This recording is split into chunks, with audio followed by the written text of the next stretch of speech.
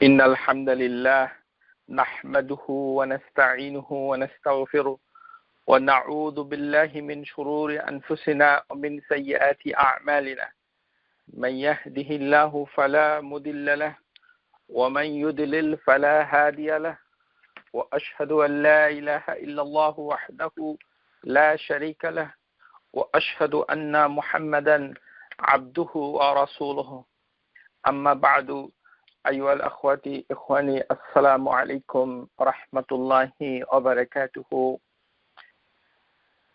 আজকে আল্লাহ সুবহানাহু ওয়া তাআলার নামগুলোর ভিতরে অত্যন্ত গুরুত্বপূর্ণ এবং আমাদের অনেকটা অচেনা নাম হচ্ছে আল কাবিয়ুন। আল কাবিয়ুন এবং সেই সাথে আরেকটি নাম আল মাতিন। আল্লাহ সুবহানাহু ওয়া তাআলার নাম সাধারণত আমরা যে জনগোষ্ঠীতে বড় হয়ে থাকি, যে সমাজে বসবাস করি, সেই সমাজের লোক এই নামটুকুকে কিভাবে ব্যবহার করছে, কিভাবে বুঝছে, তার উপরে নির্ভর করে। আল কাবিয়ুন এই নামটুকু আমাদের অনেকেরই অচেনা, অনেকের হয়তো শুনতে নতুনই লাগতে পারে। আল কাবিয়ুন, কাফ ওয়াও ইয়া, এটা এই তিনটে হরফ দিয়ে এটির মূল যে জিনিসটা দাঁড়ায় সেটি হচ্ছে কুওয়া, মানে শক্তি, পাওয়ার, স্ট্রেংথ। আল কাবিয়ুন, দি স্ট্রং, অর্থাৎ প্রবল শক্তিশালী, অসীম শক্তির অধিকারী, অনেকটা সর্বশক্তিমান বলা যেতে পারে। আমাদের দেশে সর্বশক্তিমান এই নামটুকু খুব ব্যবহার হয়, কিন্তু এই নামের আরবি অর্থটা কি সেটা আমরা অনেকেই হয়তো খেয়াল করি না, লক্ষ্য করি না। আল কাবিয়ুন এছাড়া আমাদের দেশে বাংলাদেশ, ভারত, পাকিস্তান, এই বেদাতের তিনটি বিখ্যাত দেশের ভিতরে একটা ব্যবহার লক্ষ্য করা যায় যে অনেক মুসাল্লি নামাজের পরে মাথায় হাত দিয়ে ইয়া কাবিয়ু ইয়া কাবিয়ু এগুলো পড়তে থাকে। এই হাদিসটা সহিহ নয়। মাথায় হাত দিয়ে কি হবে একমাত্র আল্লাহই ভালো জানেন। মাথায় হাত দিয়ে কোনো ধরনের আজকার হাত রেখে কোনো ধরনের আল্লাহ নামকে জপে তসবিহ তাহলিল করার কোনো সহিহ দলিল পাওয়া যায় না। কিন্তু আমাদের দেশে যারা মুসাল্লি তারা একটি দুর্বল হাদিসের উপর ভিত্তি করে কাবিয়ু ইয়া কাবিয়ু আল্লাহ সুবহানাহু ওয়া তাআলাকে ডাকতে থাকে। এটা সঠিক নয়। কুওয়া এই শব্দ থেকে কাবিয়ুনটা এসেছে। অনেকটা বাংলায় বলতে পারেন প্রবল শক্তিশালী, অসীম শক্তির অধিকারী। এবং আমরা যে কিতাবটুকু পড়ছি ফিকুল আসমাউল হোসনা, এর মূল লেখক আব্দুর রাজ্জাক বিন আব্দুল মাহসিন হাফিজাহুল্লাহ তাআলা, মদিনা বিশ্ববিদ্যালয়ের বিখ্যাত মুহাদ্দিস, তিনি আল কাবিয়ুন এবং আল মাতিন এই দুটো নামকে একসাথে, দুটোর অর্থ প্রায় কাছাকাছি এবং দুটোর সাথে মাকরুনান সংযুক্ত অবস্থায় আছে। আমরা এটা কোরআনুল কারীম থেকে শিখব। আল কাবিয়ুন মহা শক্তিশালী, প্রবল ক্ষমতাবান, সকল বস্তুর উপর যার শক্তি কার্যকর। সমস্ত সৃষ্টিতেই আল্লাহ সুবহানাহু ওয়া তাআলার শক্তির সেই বিকাশ ঘটেছে, কিন্তু সৃষ্টিগুলো কি কি সেটা আমরা লক্ষ্য করি না। এটাই হচ্ছে সমস্যা। যখনই আমরা বলবো যে সমস্ত সৃষ্টির ভিতরে আল্লাহর শক্তির বিকাশ, তখন আমাদের মনের ভিতরে কি আসে? এই নিজের শরীর, চেহারা, হৃৎপিণ্ড ইত্যাদি। আরে আমাদেরকে তো আল্লাহ সৃষ্টি করেছে দুর্বল হিসেবে, খুলিকাল ইনসানা দাঈফা। তো এই জন্য আল্লাহর গুণ এবং আল্লাহর নাম শিখতে গেলে কিছুটা জ্ঞানের প্রয়োজন আছে। কোন সৃষ্টির দিকে আল্লাহ ইঙ্গিত করে বলছেন যে তিনি কাবিয়ুন, সেটাই আপনি জানলেন না। আপনি লক্ষ্য করলেন যে মানুষের সৃষ্টিটা আপনার খুব পছন্দ, ও আপনার হার্টটুকু, আপনার চোখটুকু, আপনার লিভার, ব্রেইনটুকু কাজ করছে, এটা আপনার কাছে বিস্ময়কর মনে হয়।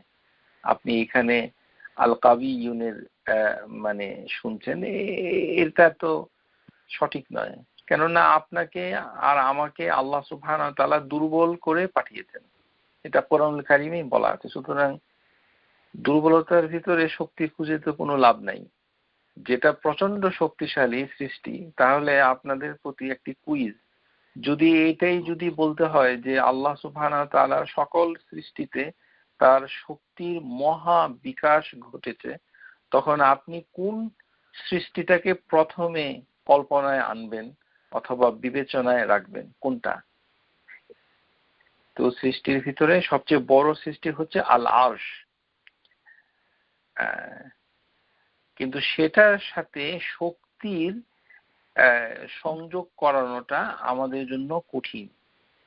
কিন্তু তারপরে একটা বিশাল সৃষ্টি হচ্ছে জিবরাইল আলাইহিস সালাম, এটা আমরা দেখব। তাহলে আল্লাহর যে ফেরেশতা যাদেরকে আল্লাহ তৈরি করেছে, তারা হচ্ছে সৃষ্টির ভিতরে বিশাল শক্তির অধিকারী, এবং আল্লাহ সুবহানাহু ওয়া তাআলা সেটা কোরআনুল কারীমে হাদিসের ভিতরে এসেছে। সকল শক্তি তার শক্তির কাছে পরাজিত হয়েছে, শক্তির ভিতরে কোনো ধরনের দুর্বলতা নাই, এবং তিনি ক্ষমতায় কোনো প্রকার অক্ষমতা নাই। শক্তিটা প্রবল, অসীম, কল্পনাতীত। আর সৃষ্টির ভিতরে যত শক্তি থাকুক না কেন, শক্তির কাছে কিছুই না। অনেকটা পরাশক্তির মতো, যে অন্য শক্তিকে পরাজিত করে। যেমন পাহাড়ের কাছে ধূলিকণা, মানে বজ্রপাত, মহাশক্তি, বন্যা ইত্যাদি নিদর্শন মানে আমাদের চোখে আছে, যে সুনামি ইত্যাদি, ভূমিকম্প, এগুলো আল্লাহ সুবহানাহু ওয়া তাআলা শক্তির নিদর্শন। যে কিয়ামত যেটা হবে তার বর্ণনা যেটা এসেছে, যে পাহাড়গুলো ধুলোর মতো উঠতে থাকবে ইত্যাদি, আপনারা সবাই জানেন। তো সেগুলো কল্পনায় নিতে হবে। আমরা তো কিয়ামত দেখতে পাচ্ছি না, কিন্তু কিয়ামতের নিদর্শনগুলো আমরা যখন পড়ব, এবং সেই সাথে রিলেটেড প্রাকৃতিক দুর্যোগগুলো যখন হয়, তখন ওই টেলিভিশনের নিউজের ভিতরে খালি হাই হুতাশ, এটা দেখো ওটা দেখো, তামাশার জন্য আল্লাহ সুবহানাহু ওয়া তাআলা সেগুলো আমাদের সামনে সংগঠিত করেন না। সেখান থেকে আল্লাহ সুবহানাহু ওয়া তাআলা যে কাবিয়ুন, এটা আপনাকে আমলে নিতে হবে, এটা আপনার বুঝতে হবে, নিজে প্রথমে বোধ করতে হবে, আর আশেপাশের লোকদেরকে বলতে হবে যে দেখো আল্লাহ সুবহানাহু ওয়া তাআলা যে কাবি, এটা আল্লাহর একটা নিদর্শন দেখাচ্ছেন। এটাকে মুখে স্বীকৃতি দিতে হবে, এটার দাওয়াত দিতে হবে। আর সেই সাথে হচ্ছে আল মাতিন। আল মাতিন এটা মানে এর বাংলা অনুবাদ এর ভিতরে কিছু সমস্যা আছে, কেননা এটা দিয়ে বাংলা দিয়ে বোঝা যায় না, কারণ দুটেই প্রচন্ড শক্তি। একটি মানে দুটার অর্থ বাংলাতে লেখা প্রচন্ড শক্তি, পরাক্রান্ত শক্তি। এর ভিতরে কোনো মানে মানে মারাত্মক প্রবলতা, বলিষ্ঠতা, শক্তি, মজবুত ইত্যাদি এখানে আছে। তো এই জন্য প্রিয় শ্রোতা, আপনাদেরকে বলছি, বাংলা ভাষায় কোরআন চর্চা করে আল্লাহর নামগুলো শিখে নিজে তো পথভ্রষ্ট হবেন, আর আল্লাহ সুবহানাহু ওয়া তাআলাকে জানার আপনার কোনো সুযোগই তেমন একটা থাকবে না, কেননা জানাটা হবে অসম্পূর্ণ। এই কারণে ইংরেজিতে এই নামগুলোর অর্থ যদি আপনারা শিখেন, তাহলে অন্তত কোরআনুল কারীমে যেভাবে আল্লাহ সুবহানাহু ওয়া তাআলা বলেছেন, ঠিক তাকে কাছাকাছি অর্থে এটাকে অনুভব করা যায়। এটা একটা মানে উপায় বটে আমাদের জন্য, যারা আরবি বই থেকে সরাসরি মানে অর্থগুলো শিখতে পারছেন না, তাদের বিকল্প হচ্ছে এটা। আর বাংলায় অনেক শব্দ আছে, সেগুলোর অর্থ অনেকেই জানেন না, দাবি করতে পারেন, কিন্তু আমি মোটামুটি চ্যালেঞ্জ দিয়ে বলতে পারি এইটার অর্থ তেমন, এটা নিজে বলেন শব্দ করে কিন্তু বুঝেন না। আর ওটা ওখানে মিন করে না পরাক্রমশালী, মানে একজনকে আক্রমণ করলে আরেকজনকে পরাজিত করে ইত্যাদি। এই ধরনের শব্দগুলো আমরা যেভাবে পাচ্ছি উত্তরাধিকার সূত্রে, এগুলো হচ্ছে কোরআনের অনুবাদকরা তাদের বিভিন্ন চিন্তা ভাবনার মাধ্যমে বাংলা ডিকশনারি থেকে এক একটা শব্দ তারা পিক করেছে। কিন্তু দেখা যাচ্ছে যে ইংরেজিতে যখন নামগুলো আলোচিত হয়েছে তখন এর সাথে বাংলার কোনো মিল নাই। ইংরেজিটা ইংরেজির মতো রয়েছে, বাংলাটা একেবারেই দূরে। আর এই জন্য বাংলাতে সবকিছুই পরাক্রমশালী, সবকিছুই শক্তিশালী, সবকিছুই প্রবল শক্তিমান, মহান শক্তিমান ইত্যাদি। এই ভাষা বাংলা, সেটা আমাদের নিজস্ব ভাষা হতে পারে, কিন্তু আমাদের দুর্ভাগ্য যে এই ভাষা দিয়ে আল্লাহর নামগুলো শেখা যায় না। আমরা আবারও আপনাদের কাছে এর মানে অনুপযোগিতা এবং আমাদের ব্যর্থতা তুলে ধরছি, শুধু জিনিসটাকে অ্যাপ্রিসিয়েট করার জন্য যে এটা এরকম, এটা জানতে হবে। আন্দাজে মানুষকে ভুল কথা বলে আল্লাহ সুবহানাহু ওয়া তাআলা সম্পর্কে মানে তার গুণাবলীকে মানে উল্টা করে দিয়ে উপস্থাপন করলে তো কাজটা সঠিক হলো না, এবং সেটা আল্লাহ সুবহানাহু ওয়া তাআলা আমাদের কাছে সেটার আবেদন রাখেন না। তার নামগুলো ভালো করে প্রথমে বুঝতে হবে, কঠিন হলেও চেষ্টা করতে হবে কাছাকাছি অর্থটা বোঝার। এখন আমরা বলেছি যে এই যে মানে কৌয়া, এই নামটুকু কাবিয়ুন এভাবে এসেছে। তাহলে কোরআনুল কারিমে অধিকাংশ জায়গায় যখন এই শব্দগুলো এসেছে, আলোচ্য লেখক আব্দুর রাজ্জাক হাফিজাহুল্লাহ তিনি 3টি আয়াতের উল্লেখ করেছেন এখানে। তো তার দৃষ্টি থেকে আমরা দেখতে পাচ্ছি। কিন্তু তার আগে আমরা জেনে নেই যে এই যে কাবিয়ুন, এই নামটুকু আল্লাহ সুবহানাহু ওয়া তাআলা সৃষ্টির জন্য ব্যবহার করেছেন। তাহলে আমরা কি শিখলাম? যে আল্লাহর অনেকগুলো নাম রয়েছে যেগুলো মানুষকে ডাকা যায়, এতে কোনো সমস্যা নাই। না জেনে ফতোয়া দিলে তখন গুনাহ হবে। কেননা আল্লাহ সুবহানাহু ওয়া তাআলা মানুষকেও কাবি মানে বলেছেন এবং জিন জাতের একজনকেও কাবি বলেছেন। আর হাদিসের ভিতরে আল মুমিনু কাবিয়ুন সেটাও বলেছেন। তার মানে মানুষ কাবি হতে পারে, কাবিয়ু। এখানে ওয়াও এর উচ্চারণটা অনেকটা বা এবং ফা এর মাঝামাঝি উচ্চারণ হবে। এতে যেটাই আসুক না কেন এত কুস্তি করার কোনো প্রয়োজন নেই। আপনার মুখ দিয়ে আপনার জিহবা, লিসান, এটা আল্লাহ সুবহানাহু ওয়া তাআলা তৈরি করেছেন। আপনার ইন্টেনশনটাই হচ্ছে গুরুত্বপূর্ণ। কাবিয়ুন, কাবিয়ুন, আল কাবিয়ু এভাবে বললেই এটা উচ্চারণটা হয়ে যাবে। তাহলে আমরা প্রথমেই দেখব যে এই যে কাবিয়ুন, এই নামটুকু আল্লাহ সুবহানাহু ওয়া তাআলা বেশিরভাগ সময়ে যেটার সাথে মুকরানান করেছেন, যুক্ত করেছেন, সেটা হচ্ছে আল আজিজ। আজিজ আমরা ভবিষ্যতে শিখবো ইনশাআল্লাহ। আল আজিজ এটাও মানুষের ক্ষেত্রে প্রযোজ্য একটি নাম। মানুষকে আজিজ ডাকা যায়, কাবি ডাকা যায়।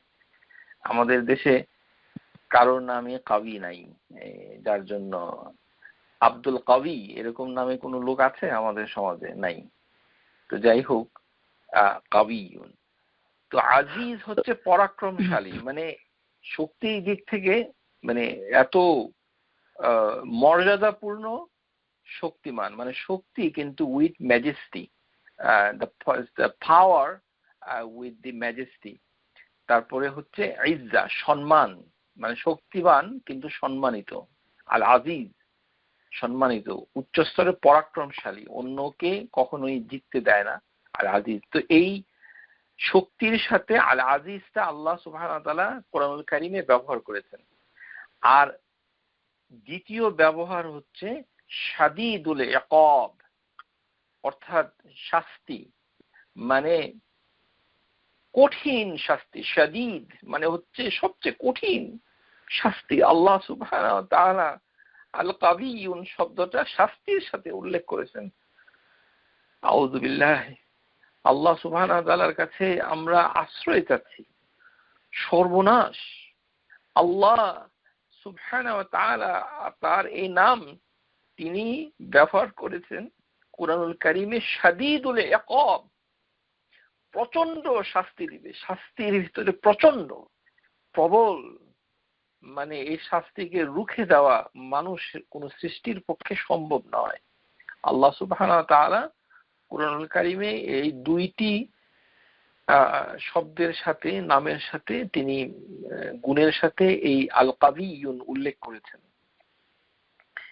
এটা ছাড়া যে কাবিয়ুন উল্লেখ করেছেন সেটি হচ্ছে মানে সৃষ্টির জন্য দুটো আয়াতে এসেছে। একটি হচ্ছে সূরা নামল, সূরা নামলে এসেছে আয়াত নাম্বার ৩৯, যে ওই যে সাবার রানী বিলকিস যখন হুদহুদ পাখি মানে তার খবর সুলাইমান আলাইহিস সালামকে খবর দিলেন, তারপরের ঘটনাগুলো আল্লাহ সুবহানাহু ওয়া তাআলা বিস্তারিত বলেছেন।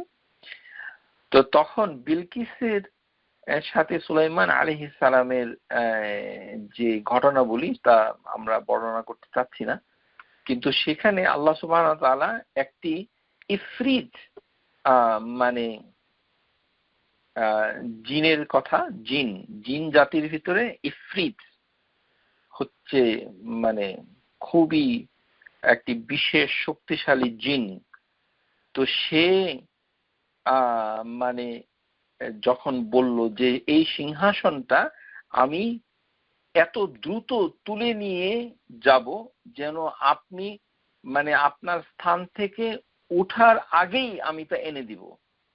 একটা সিংহাসনকে লিফট করে এত দ্রুত চোখের পলকে, মানে একজন তার আসন থেকে উঠতে যতটা না দেরি হবে তারও আগে সে জিনের নাম হচ্ছে আল ইফরিদ, ইফরিদ একটা জিন, সে ইফরিদ তাকে সেই সিংহাসনটা এনে দিবে। এই ইফরিদ তখন তাকে বলেছিল ক্বালা ইফরিতুন মিনাল জিন, জিনের একটা মানে প্রজাতি। জিন জাতি সম্পর্কে আমাদের জ্ঞান খুব কম, কেননা এটা আনসিন জগতের একটা ক্রিয়েশন, এই সম্পর্কে আমরা যা জানি খুবই অল্প। তো জিন জাতির ভিতরে ইফরিত হচ্ছে সবচেয়ে বেশি শক্তিশালী, এবং ইফরিত নিজে বলেছে আনা আতিকা বিহি ক্বাবলা, যে আমি এটা এনে দিব, আন তাকুমা মিন মাকামিক, যে আপনি আপনার স্থান থেকে ওঠার আগে, ওয়া ইন্নী ইলা আলাইহি লাকাবিয়ুন আমিন, লাকাবিয়ুন আমিন, যে আমি বিশ্বস্ত এবং শক্তিশালী। আমি আনা আতিকা বিহি ক্বাবলা আন তাকুমা মিন মাকামিক ওয়া ইন্নী আলাইহি লাকাবিয়ুন আমিন, যে আমি এত শক্তিশালী। লাকাবিয়ুন, এই জিন এত বড় একটা সিংহাসন এটা ক্যারি করে মুহূর্তে আপনার সামনে হাজির করে দিবে, আপনি জায়গা থেকে উঠতে উঠতেই দেখতে পাবেন। তাহলে এখানে আমরা দেখতে পেলাম যে জিন নিজেকে কাবিয়ুন বলছে, তার মানে আল্লাহ সুবহানাহু ওয়া তাআলা এই নামটুকু তার সৃষ্টির সাথে শেয়ার করেছেন। কিন্তু এখানে লক্ষণীয় যে এটা সূরা নামলে যেটা এসেছে সেটা হচ্ছে লাকাবিয়ুন, এখানে আল কথাটা নাই। আচ্ছা, তারপর মুসা আলাইহিস সালাম যখন মাদিয়ানে গেলেন, তখন যে ওই যে একটি কুয়ার কাছে গিয়ে তিনি দুটো মেয়ে যারা সেখানে তার পশুদেরকে পানি পান করাচ্ছিল তাদেরকে হেল্প করলেন, সাহায্য করলেন। তখন ওই দুটো মেয়ের একটি বাড়িতে গিয়ে তার পিতাকে যে যখন বলল, তখন বলেছিল পিতাকে যে হে আমার পিতা, ইয়া আবাতি ইস্তাজার, ইস্তাজার মানে এই লোকটাকে আপনি হায়ার করেন। মানে মেয়েটার মাথায় অনেক বুদ্ধি আছে, এই কারণে কোরআনুল কারীম হচ্ছে এটার এটার মানে সাক্ষী যে মেয়েদের বুদ্ধিমত্তা আল্লাহ সুবহানাহু ওয়া তাআলা নিজে প্রশংসা করেছেন। সুবহানাল্লাহ। আল্লাহ সুবহানাহু ওয়া তাআলা ইন্টেলেকচুয়াল এবিলিটির ক্ষেত্রে কুরআনুল কারীমে হাদিসের ভিতরে মেয়েদের বুদ্ধির অনেক প্রশংসা করেছেন। আমরা দেখতে পেয়েছি যে ইসমাঈল আলাইহিস সালামের মা হাজেরা যেই বুদ্ধিমত্তার সাথে মানে আরবদের সাথে একটা নেগোসিয়েশন করেছিলেন, বোঝাপড়া করেছিলেন, ডায়ালগ করেছিলেন যে পানির অ্যাক্সেসিবিলিটি তারা দিবেন জমজম থেকে, বিনিময়ে তাদেরকে নিরাপত্তা থাকার ব্যবস্থা করতে হবে, তাদের এই ধরনের একটা কথা স্কলাররা বলে থাকেন। আর এখানে যেই মেয়েটা অত্যন্ত বুদ্ধিমতী, সে যে তার পিতাকে এমন একটা উপদেশ যেটা দিয়েছে যেটা আল্লাহ সুবহানাহু ওয়া তাআলা পছন্দ করেছেন, তার কথাটুকু সুবহানাল্লাহ। ওই মেয়েটা বলেছিল ইন্না খায়রা মিন ইস্তাজারতা আল কাবিয়ুল আমিন, যে হে আমার পিতা, এই লোকটাকে, এই যুবক ছেলেটাকে কাজের লোক নিয়োগ দেন, এই লোকটাকে আপনি হায়ার করেন বাসায় যেন আমাদের কাজকর্ম করে দেয়, কারণ সে কাজের লোক হিসাবে উত্তম।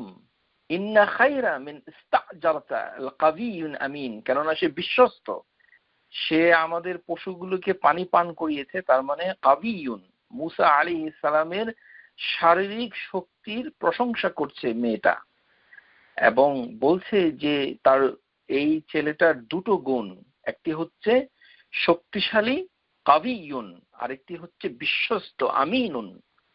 এই দুইটি গুণের জন্য মেয়েটা তার পিতাকে বলছে যে আপনি তাকে হায়ার করেন। قالت إحداهما يا أبتي استأجره إن خير من استأجرت القوي الأمين। তখন মুসা আলাইহিস সালামকে তার পিতা মানে হায়ার করে, সেই হচ্ছে মুসা আলাইহিস সালাম। তাহলে আমরা দেখতে পাচ্ছি যে এখানে একটা ব্যক্তিকে, মানে শক্তিশালী একটি যুবক লোককে, ছেলেকে, আমরা ঠিক জানি না অ্যাকচুয়ালি যে মুসা আলাইহিস সালাম তখন তার বয়স কত ছিল, ধারণা করা হচ্ছে যে এটা তার বিবাহের পূর্বের ঘটনা। তো আল্লাহ সুবহানাহু ওয়া তাআলা যেটাকে উপলক্ষ করেছেন যে এখানে আল ব্যবহার করেছেন মুসা আলাইহিস সালামের জন্য, আল কাবিয়ুন আল আমিন। এই আলটা হচ্ছে যে এখানে নির্দেশ করার উদ্দেশ্যে, ইস্তিকরাক অর্থে নয়, মানে সে সর্বশক্তিমান এই অনুবাদ সঠিক নয়, এটা হচ্ছে শক্তিমান, শক্তিশালী এতটুকু। কেননা এখানে আল হচ্ছে নির্দেশ সূচক, মারিফা, নির্দিষ্ট করা হচ্ছে যে ওই লোকটা স্পেসিফিক, যে ওই যে লোকটা মানে মুসা আলাইহিস সালাম কে বলছে। এই কারণে এই আলটুকু কোরআনের অন্য আল কাবিয়ুনের সাথে এর পার্থক্য আছে। আর জিনের ক্ষেত্রে সেখানে কোনো আল ব্যবহার করা হয়নি, নাকিরা অর্থে, নাকিরা মানে আনডিফাইন্ড হিসেবে ব্যবহার হয়েছে। আল্লাহ সুবহানাহু ওয়া তাআলা যখন বলেছেন, তাহলে আমরা এই দুটো জায়গায় দেখলাম যে মানুষের ক্ষেত্রে কাবিয়ুন ব্যবহার হয়, এবং যে মানে মুসা আলাইহিস সালামের ক্ষেত্রে এবং ওই ইফরিত জিনের ক্ষেত্রে ব্যবহার করা হয়েছে। হাদিসের ভিতরে এরকম পাওয়া যায় যে নবী সাল্লাল্লাহু আলাইহি সাল্লাম আবু হুরায়রা থেকে যে হাদিসটা এসেছে, ক্বালা রাসূলুল্লাহ সাল্লাল্লাহু আলাইহি সাল্লাম আল মুমিনু কাবিয়ুন খায়রুন আল মুমিনু কাবিয়ুন খায়রুন আহাব্বা ইলাল্লাহি মিনাল মুমিন দাঈফিন ওয়া ফি কুল্লি খায়রুন احرص على ما ينفعك واستعن بالله ولا تعجز وإن أصابك شيء فلا تقل لو أني فعلت كذا وكذا ولكن قل قدر الله وما شاء فعل فإن لو تفتح عمل الشيطان رواه مسلم এবং হাদিস নাম্বার হচ্ছে 2664। এখানে রাসূলুল্লাহ সাল্লাল্লাহু আলাইহি সাল্লাম মুমিনদেরকে দুই ভাগে ভাগ করেছেন। এক মুমিনকে বলা হচ্ছে কি আল মুমিনুল কাবিয়ুন খায়রুন, মানে এক ধরনের মুমিন ব্যক্তি, এটা আমাদের ভিতরে খুবই পরিষ্কার। একটু চিন্তা করলেই, নিজেকে নিয়ে যখন চিন্তা করবেন অন্যদের সাথে, তখনই আপনার কাছে সেটা ধরা পড়ে যাবে। এটা সার্টিফিকেট অবশ্য কেউ দিতে পারবে না, কেননা ওয়াহি ছাড়া এটা বলা মুশকিল যে কোন মুমিন মুসলিম কাবিয়ুন। কিন্তু নবী সাল্লাল্লাহু আলাইহি সাল্লাম বলছেন যে ইমানের দিক থেকে ওয়াল কুওয়াতি ফি হাযাল হাদিস কুওয়াতুল ঈমান, এই শক্তিটা শারীরিক শক্তি নয়। মুসা আলাইহিস সালামের সেই মানে হ্যান্ডসাম মুসা আলাইহিস সালাম, মানে তার শারীরিক শক্তির কথা এখানে ইঙ্গিত করা হয়নি। এখানে বলা হয়েছে কি কুওয়াতুল ঈমান, ঈমানের শক্তি। তার মানে জ্ঞান হচ্ছে তার পূর্ব শর্ত। সে যে বিশ্বাস করছে কাকে কাকে, তার মানে তার জ্ঞানই নাই, সে কি বিশ্বাস করবে? তাহলে তো তার ঈমানও কমে যাবে, যেটা আমাদের দেশে একেবারেই নাই।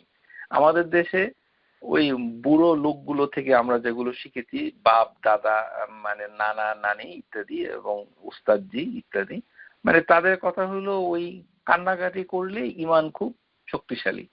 কান্নাকাটি করলে ঈমান কখনোই শক্তিশালী হয় না, কেন কান্নার সাথে জ্ঞানের কোনো সম্পর্ক নেই। এটা একটা সহজ।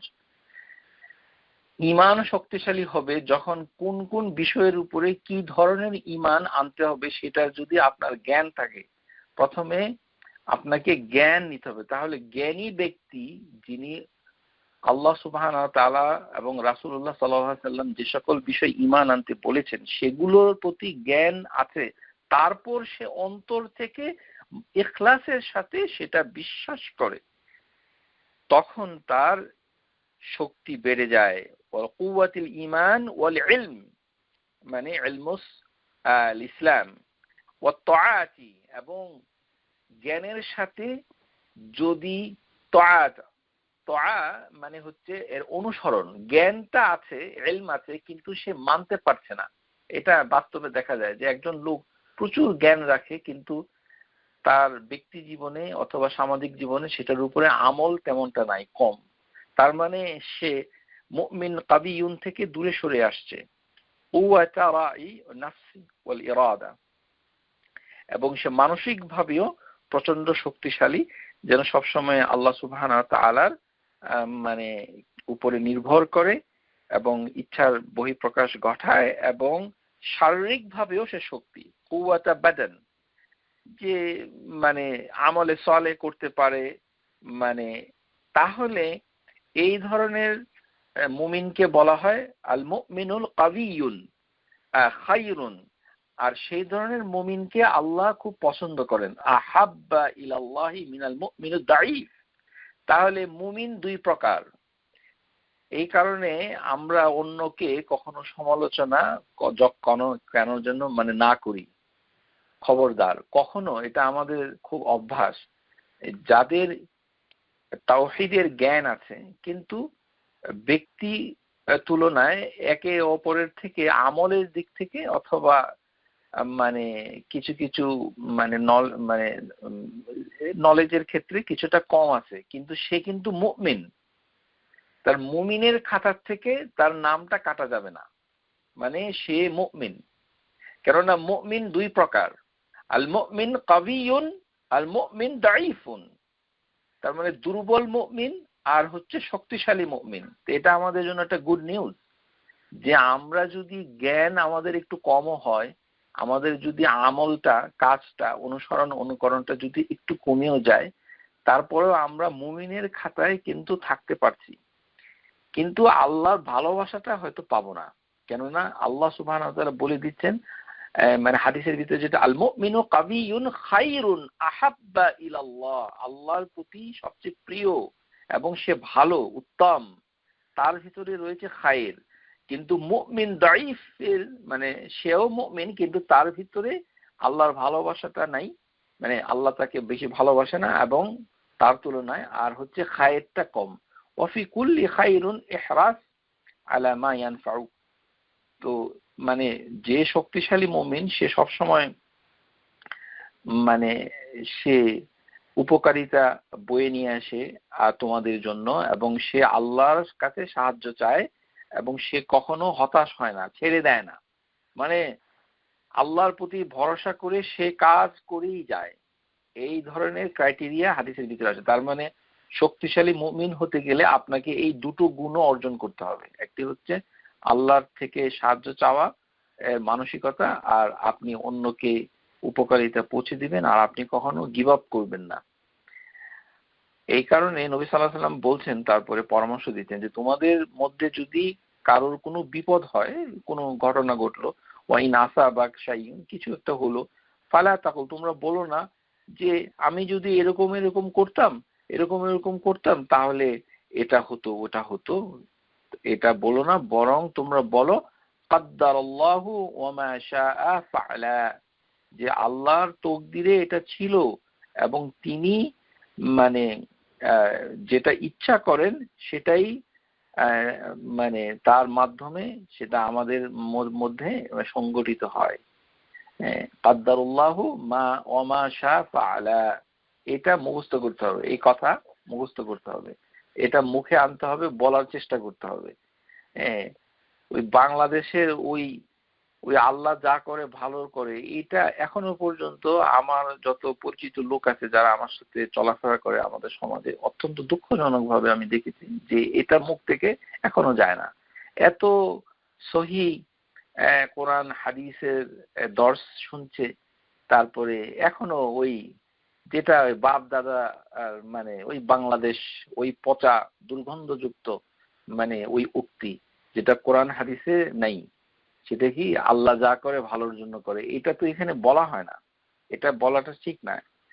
এটার অনেক ব্যাখ্যা আছে, এটা কিভাবে কতটুকু সঠিক এটার অনেক ব্যাখ্যা আছে, এবং এটা আমাদেরকে বলতে বলা হয় নাই যা করে ভালোর জন্য করে। কেননা আল্লাহ সুবহানাহু ওয়া তাআলা কি করছেন সেটা আল্লাহই ভালো জানেন, ভালোর জন্য করছেন নাকি মন্দের জন্য করছেন। মুশরিক মানে যখন নবী সাল্লাল্লাহু আলাইহি সাল্লামের মানে মুখে পাথর মেরে তার দাঁতটা জখম করে দিল, তো এইটা কি আপনি বলবেন যে আল্লাহ যা করেন ভালোর জন্য করেন? মানে নবী সাল্লাল্লাহু আলাইহি সাল্লামের মুখে একজন মুশরিক মানে উহুদের যুদ্ধে পাথর মেরে দিল, তো পাথর মেরে যাওয়ার পরে উনি অজ্ঞান হয়ে পড়ে গেলেন, নবী সাল্লাল্লাহু আলাইহি ওয়াসাল্লাম অজ্ঞান হয়ে পড়ে গেলেন।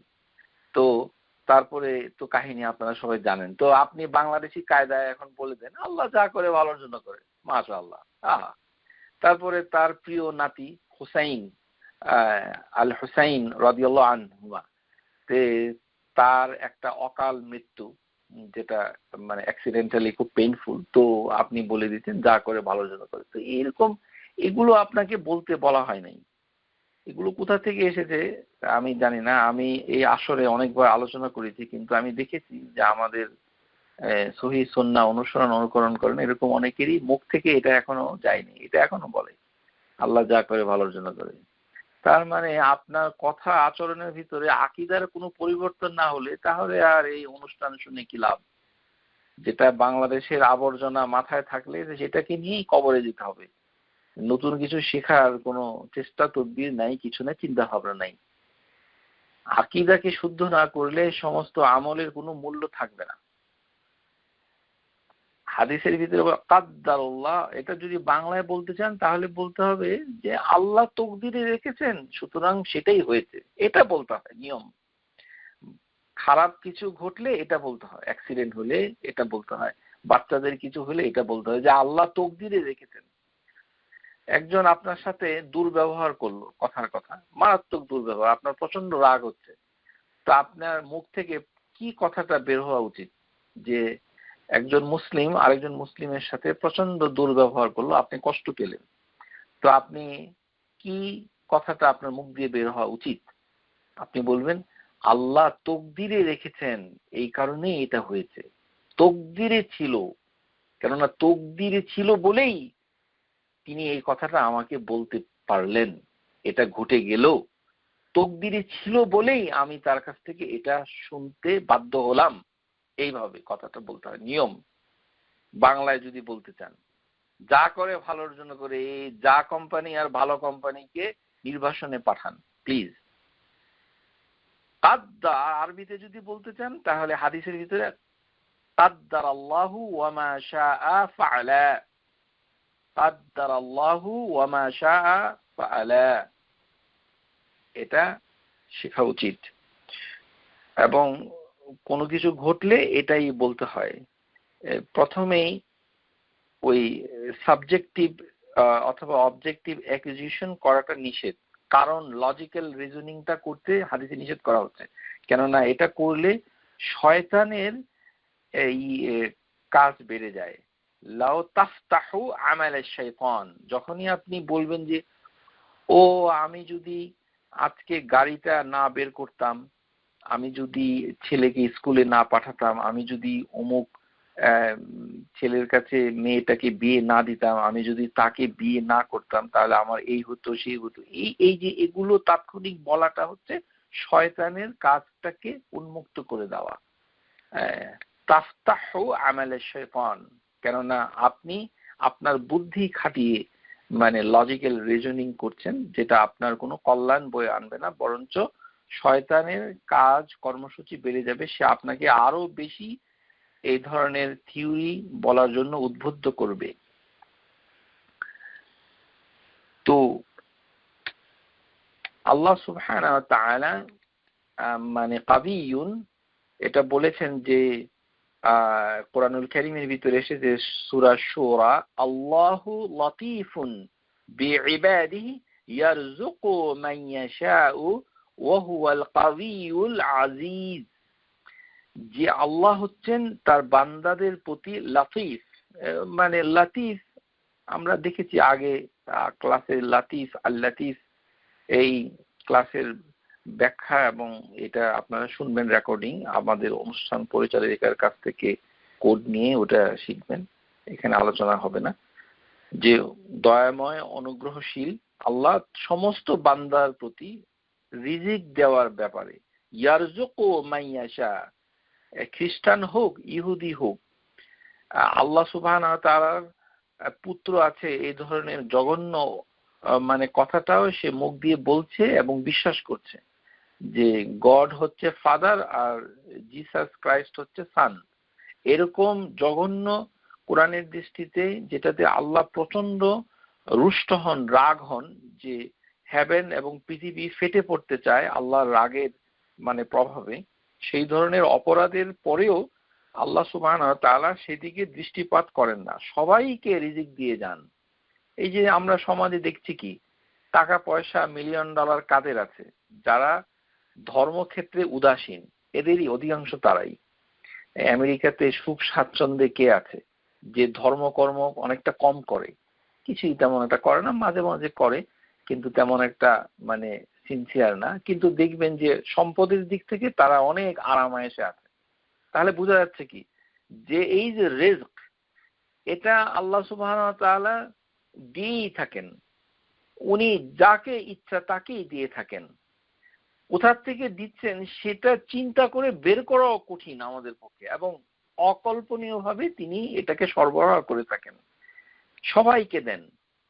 এই রিজক, জ্ঞানের রিজক, স্বাস্থ্য, সুস্বাস্থ্য, যেমন দেখা যায় কোনো অত্যাচারী বাদশা অথবা রাষ্ট্রপতি খুব অপকর্ম করছে কিন্তু অসুস্থ হচ্ছে না, মানে বছরের পর বছর সুস্থভাবে তিনি দেশ পরিচালনা করছেন, আবার জুলুম করছেন জনগণের উপরে, অত্যাচার করছেন বিভিন্নভাবে, ক্ষমতা আঁকড়ে ধরে আছেন, কিন্তু দেখা যাচ্ছে সে সুস্থ।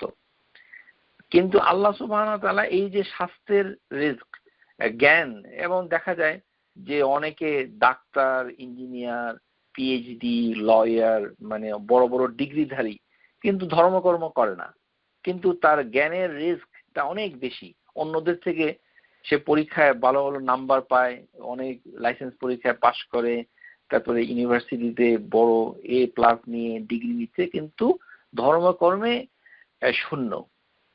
তার মানে জ্ঞান তাকে দেওয়া হয়েছে। তাহলে এই যে জ্ঞান, ইন্টেলেকচুয়াল এবিলিটি, তারপর শারীরিক ক্ষমতা এবং খাওয়া দাওয়া ইত্যাদি, এগুলো রিস্ক, এগুলো আল্লাহ সুবহানাহু ওয়া তাআলা এমন একটা জায়গা থেকে দিয়ে দেন সেটা আমরা কল্পনাও করতে পারি না কিভাবে হচ্ছে, এবং সেটার ক্ষেত্রে আল্লাহ হচ্ছেন হুয়াল কাবিয়ুন, তিনি প্রবল শক্তিমান, দিবেনই, এটাকে রুখে দেওয়া কারোর পক্ষে সম্ভব না। মানে আমরা চাইলেও সেটাকে বাধা দিয়ে রাখতে পারবো না। যে অনেক সময় দেখা যায় যে আমাদের সমাজে যারা হিংসা বিদ্বেষ করে, যে অতীতকালে এরকম ছিল যে এ যেন বড় না হয়, এ যেন বড় মানে হয়ে বড় কোনো চাকরি না করে ভালো কিছু না পায় ইত্যাদি, তার জন্য অমঙ্গল হয়। কিন্তু দেখা যাচ্ছে যে আমি যা কামনা করেছি আরেকজনের জন্য আল্লাহ সব কিছু তাকে দিয়েছে। আবার আরেকজন নিজের বাচ্চাদের জন্য অথবা নিজের পরিবারের জন্য চাচ্ছে যে এটা এটা হোক, দেখা যায় তার কিছুই হয় না। এই এই কারণে মানে জিনিসটা হচ্ছে যে এই যে রিজক, এটা আল্লাহ যে দিচ্ছেন সুবহানাহু ওয়া তাআলা, সেটা দিতে আল্লাহ হচ্ছেন আল কাবি। এই কারণে আমরা আল্লাহকে সাজেস্ট করতে পারি না, কেননা আল্লাহ হচ্ছে আল আজিজ, তিনি অনেক সম্মানিত। তাকে এটা বলা যাবে না যে আপনি এটা করে দেন, যেটা আমরা আগে আলোচনা করেছি একটা উদাহরণ হিসেবে, যে আমাদের ক্যান্সার হলে আমরা এটা বলি যে আল্লাহ আমার শত্রুকেও এই ওষুধটা দিও না। আল্লাহ সুবহানাহু ওয়া তাআলা আপনার উপদেশের মুখাপেক্ষী নন, তিনি ভালো করেই জানেন কাকে সুস্বাস্থ্য দিতে হবে, কাকে ক্যান্সার দিতে হবে।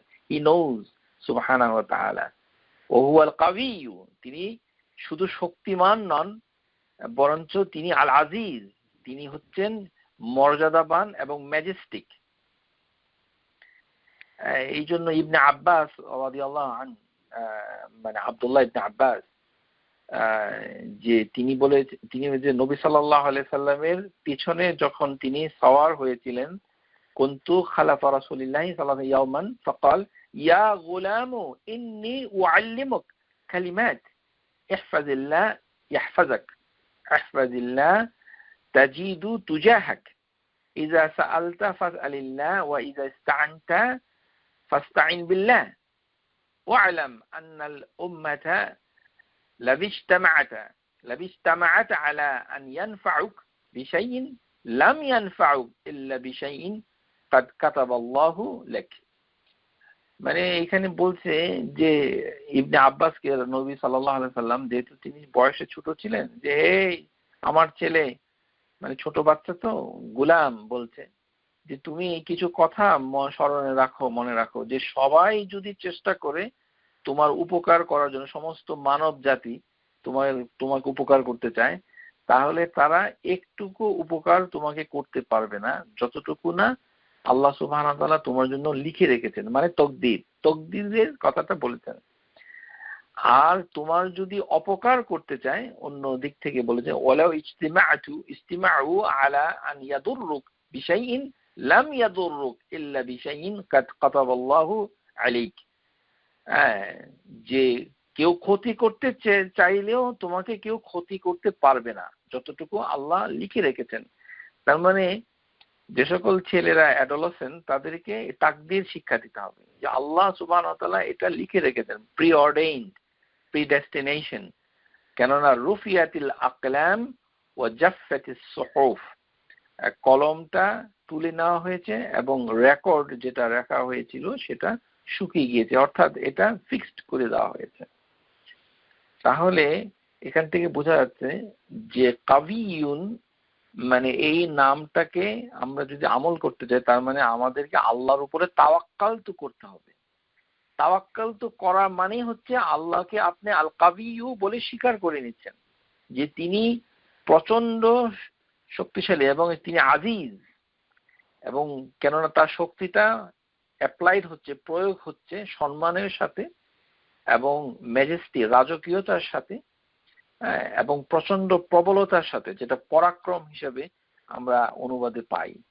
আল্লাহ সুবহানাহু ওয়া তাআলা সূরা মুজাদালা আয়াত নাম্বার 21, কাতাবাল্লাহু লা আগলিবান্না আনা ওয়া রুসুলি ইন্নাল্লাহা কাবিয়্যুন আজিজ। আল্লাহ সুবহানাহু ওয়া তাআলা লিখেই রেখেছেন যে আল্লাহ বিজয়ী হবেন। লা আগলিবান্না আনা, আল্লাহ সুবহানাহু ওয়া তাআলা এখানে দুটো তাওকীদ ব্যবহার করেছেন, লক্ষ্য করুন। একটি হচ্ছে আগলিবান্না, এখানে নুনের উপরে তাসদীদ, মানে এটা মানে শিওর, নিশ্চিত করে বলছেন। তার উপরে এডিশনাল আরেকটি তাওকীদ তিনি দিয়েছেন, লামুল তাওকীদ, লা আগলিবান্না, দুটো নিশ্চয়তা দিয়েছেন এই শব্দটার ভিতরে, যে জয়ী আমি হবই, মানে আল্লাহ সুবহানাহু ওয়া তাআলা জয়ী হবেন এটাও আল্লাহ লিখে রেখেছেন। তার মানে আল্লাহর জয় সব সময়, আল্লাহ সুবহানাহু ওয়া তাআলাকে কেউ পরাজিত করতে পারবে না। ও রুসুলি, এবং তার সমস্ত রাসূলের ও জয়, এটা নিশ্চিত, এটা লিখে রেখেছেন।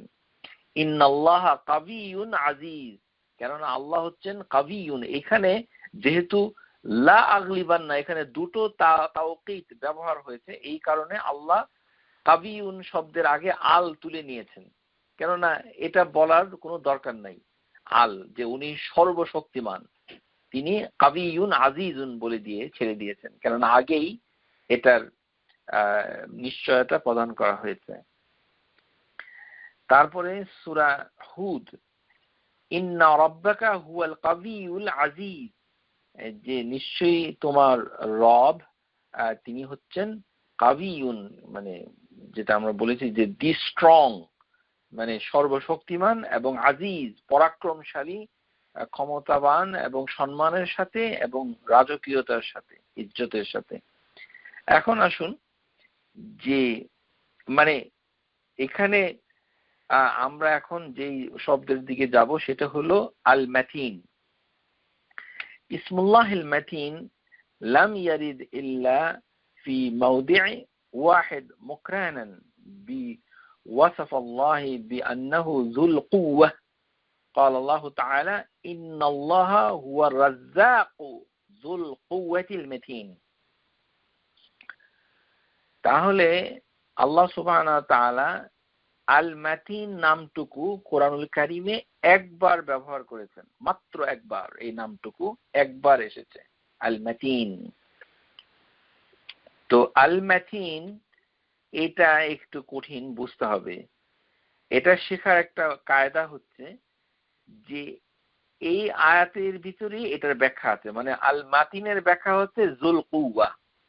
এই কারণে কোরআনুল কারীমে যখন আপনারা দর্স নেবেন, মানে কারো কাছ থেকে, তখন কিছু কায়দা শিখতে হবে, যে কোনো কোনো নাম হচ্ছে এর আগের নামটা এর পরের নামটাকে ব্যাখ্যা করছে।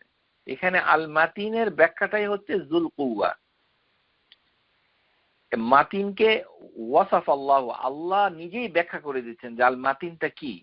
আল মাতিন হচ্ছে দি ওনার, পসেসর অফ দি স্ট্রেংথ, যে শক্তির আধার, সমস্ত শক্তি মালিক যিনি, যুল কুওয়া। ওই যুল কুওয়াটাকে বলা হচ্ছে আল মাতিন। এটাই হচ্ছে এটা, কেননা এটা হচ্ছে মুকরানান, ওয়াহিদান মুকরানান, এটা সংযুক্ত। কুরআনুল কারীমে আর দুইটি জায়গায়, সূরা আল আরাফ আয়াত নম্বর 183 আর সূরা আল কালাম, ওখানে মাতিন শব্দটা এসেছে কিন্তু আল নাই।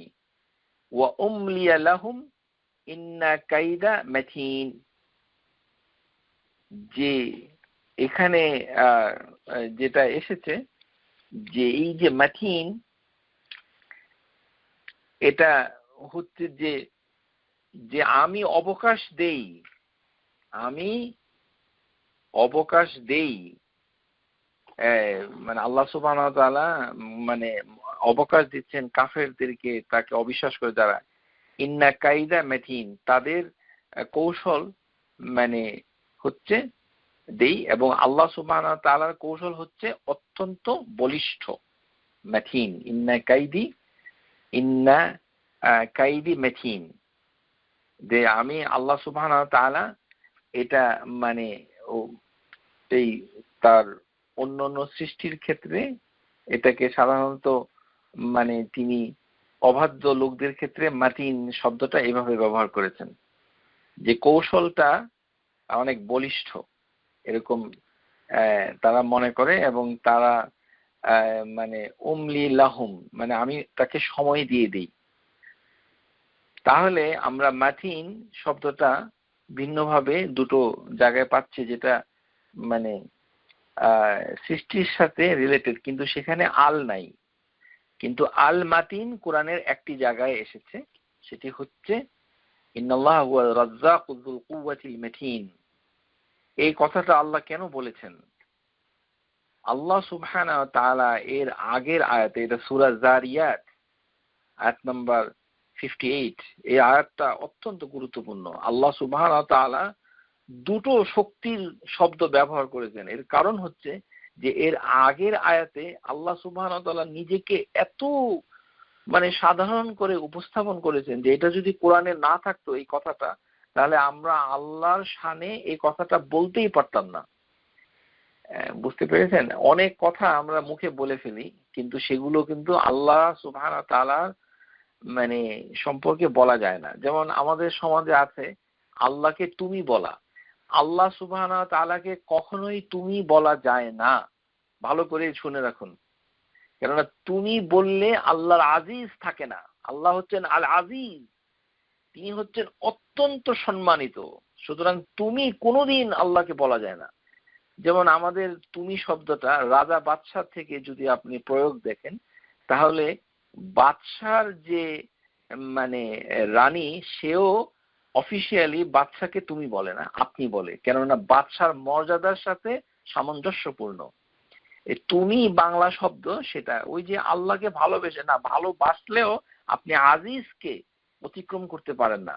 কেননা আল্লাহ সুবহানাহু ওয়া তাআলার প্রতি একটি শব্দ প্রয়োগ করতে গেলে আপনি আল্লাহর অন্য নামের সাথে সাংঘর্ষিক, যেটা অন্য নামকে ছোট করে দেয়, সেই ধরনের শব্দ প্রয়োগ করা আপনার জন্য বৈধ নয়, জায়েজ নয়। আপনাকে আল্লাহকে সবসময় আল্লাহ আপনি শব্দ ব্যবহার করতেই হবে, এটা ওয়াজিব, করতেই হবে। এবং যদি কেউ বলে, সে দলিল পেশ করতে পারবে না। ভাষাগতভাবে আজিজ আমরা যখন শিখব তখন এটা আলোচনা হবে। আর আজিজ বিভিন্নভাবে দেখা যায় আল্লাহর যে মর্যাদা, তার যে ম্যাজেস্টি। যেমন নবী সাল্লাল্লাহু আলাইহি সাল্লাম যখন সাহাবীদেরকে বললেন যে তোমরা আমলের মাধ্যমে কেউ পার পেয়ে জান্নাতে যেতে পারবে না, নবী সাল্লাল্লাহু আলাইহি সাল্লাম এই কথাটা বলার সাথে সাথে সাহাবীরা কেউ জিজ্ঞাসা করেছিল, ইয়া রাসূলুল্লাহ, আপনার অবস্থা কি? আপনিও কি যেতে পারবেন না? তো তখন তিনি কি বলেছিলেন নাকি যে হ্যাঁ আমি নিশ্চয়ই জান্নাতে চলে যাব? এই কথাটা তিনি বলেন নাই। এর কারণ হচ্ছে আল্লাহ সুবহানাহু ওয়া তাআলার সম্মান, তার ইজ্জাহ, ওয়ালিল ইজ্জাতি জামিআন, আল্লাহর সমস্ত সম্মান আল্লাহর কাছে। সেই আল্লাহর সম্মানের ক্ষেত্রে এই কথাটা বলাটা ইনঅ্যাপ্রোপ্রিয়েট। তখন আল্লাহর রহমত দিয়ে এটা বলতে হয় যে আল্লাহর রহমতে আমি ঢাকা থাকবো, আল্লাহর রহমতের মাধ্যমে আমি জান্নাতে যাব। এটা নবী সাল্লাল্লাহু আলাইহি সাল্লাম এই যে শিষ্টাচার, সেটা শিক্ষা দিয়েছেন রাসূলুল্লাহ সাল্লাল্লাহু আলাইহি সাল্লাম। কিন্তু রাসূলুল্লাহ সাল্লাল্লাহু আলাইহি সাল্লাম জান্নাতে যাবেন, সেটা তো অনেক হাদিস, জিবরাইল আলাইহিস সালাম অনেকবার বলেছেন। শুধু তিনিই জান্নাতে যাবেন না, বরঞ্চ উনার স্ত্রীরা যে জান্নাতে যাবে সেটাও দুনিয়াতে বলে দেওয়া হয়েছে। আর জান্নাত তো জান্নাতে তার পরিবারের লোকরা থাকবে, তার কথাটা বলাটা হচ্ছে বাতুলতা, পাগলামি।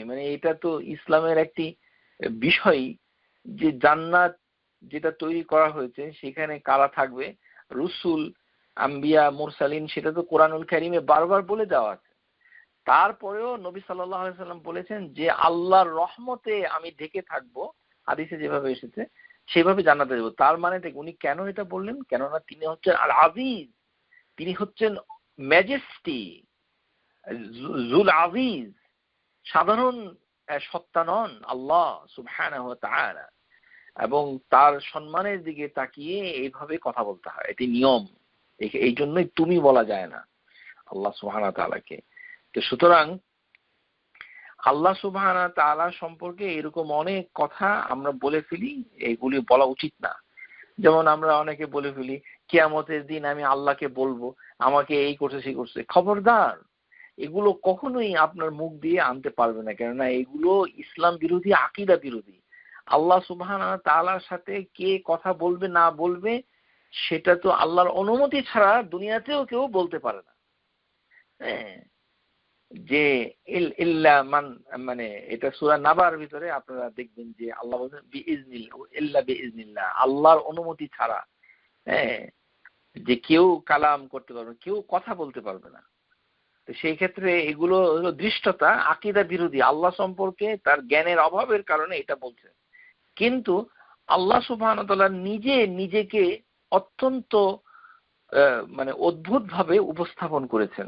এই আয়াতের উপরের আয়াতটা, আগের আয়াতটা এরকম, আল্লাহ সুবহানাহু ওয়া তাআলা কাফির মুশরিকদেরকে বলেছেন, মা উরিদু মিনহুম মিন রিজকিন ওয়া মা উরিদু আন ইউতইমুন, যে হে মানে অবিশ্বাসীরা, আমি তোমাদের কাছে রিজিক চাই না যে তোমরা আমাকে খাবার দাও।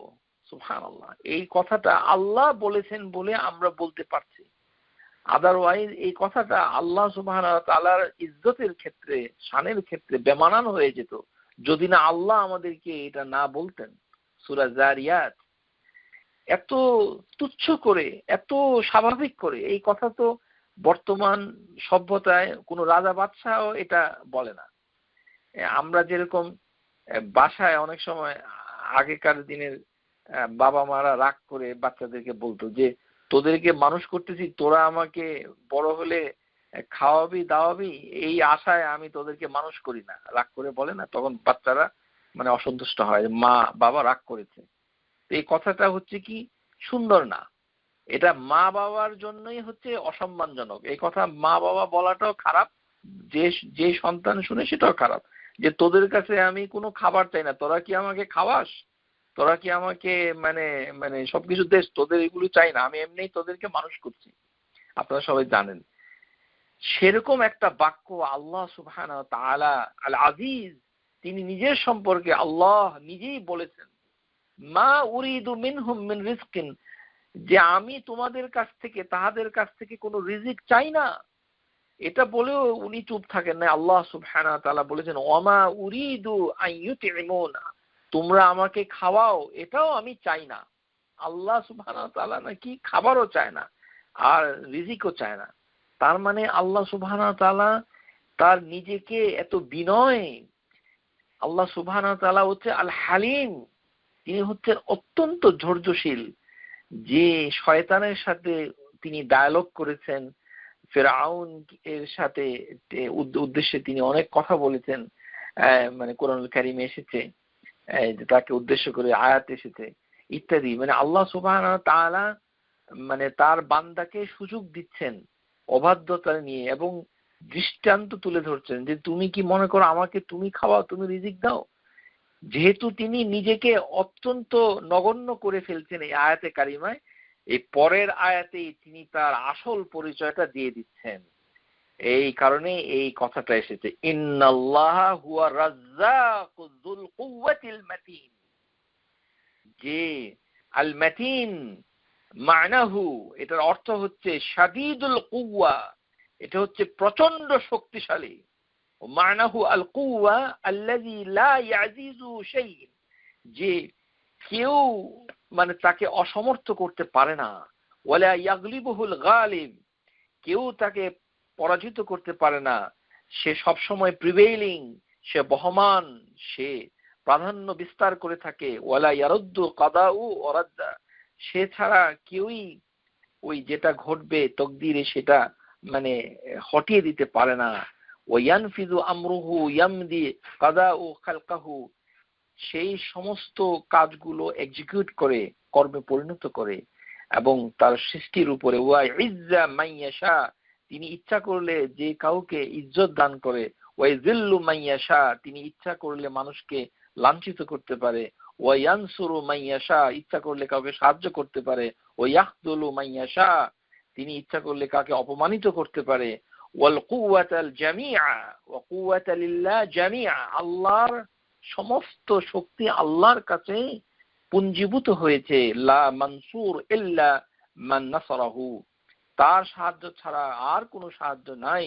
ওয়ালা আজিজু ইল্লা মান আজ্জাহু, এবং তার আভিজাত্য, তার ম্যাজেস্টির সাথে আর কোনো ইজ্জত নাই। ওয়া কাযালিকাল মাখযুলুল মিন খাযালাহুল্লাহ, আল্লাহ সুবহানাহু ওয়া তাআলা যদি অপমান করতে চান, লাঞ্ছিত করতেন, তিনি ছাড়া কেউ মানে লোককে কাউকে অপমান করতে পারে না। এই যে সমস্ত বৈশিষ্ট্য, এটাই হচ্ছে আল মাতিন, যে এত প্রবল।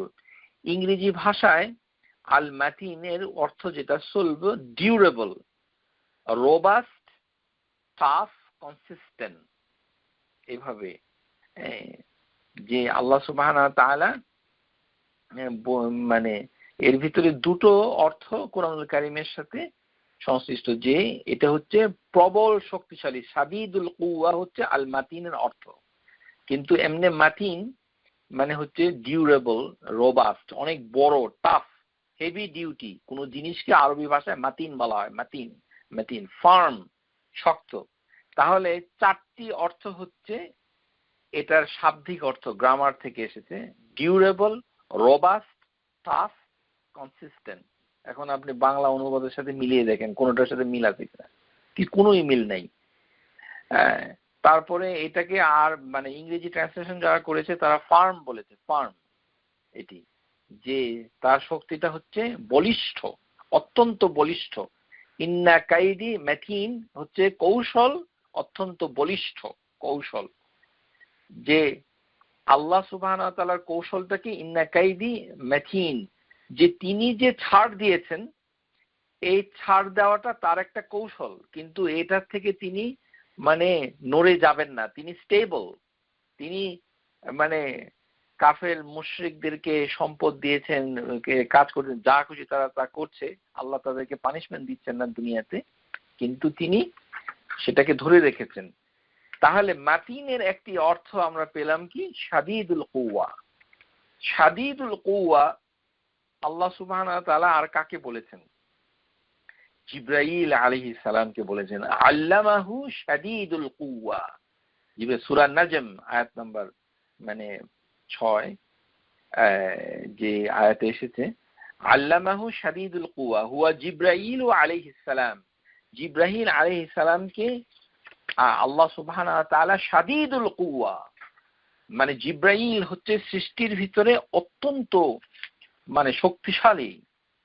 তাহলে শক্তির দিক থেকে সৃষ্টির ভিতরে সবচেয়ে বেশি শক্তিশালী হচ্ছে জিবরাইল আলাইহিস সালাম, যিনি মুহাম্মদ সাল্লাল্লাহু আলাইহি সাল্লামকে শিক্ষা দিয়েছেন। আল্লামা মুহাম্মাদান সাল্লাল্লাহু আলাইহি সাল্লাম ওয়াহি শিক্ষা। ও তাহলে আল্লাহ সুবহানাহু ওয়া তাআলা জিবরাইল আলাইহিস সালামকে পাঠিয়েছেন এবং তিনি সরাসরি নবী সাল্লাল্লাহু আলাইহি সাল্লামের সাথে কথা বলেছেন, তাকে শিক্ষা দিয়েছেন। এই জিবরাইলকে আল্লাহ বলেছেন নাজালা বিহি রূহুল আমিন। তাহলে জিবরাইল আলাইহিস সালাম হচ্ছে সমস্ত ফেরেশতাদের ভিতরেও আযীম, ওয়া আযমা আলাল ইতলাক জিবরাইল আলাইহিস সালাম।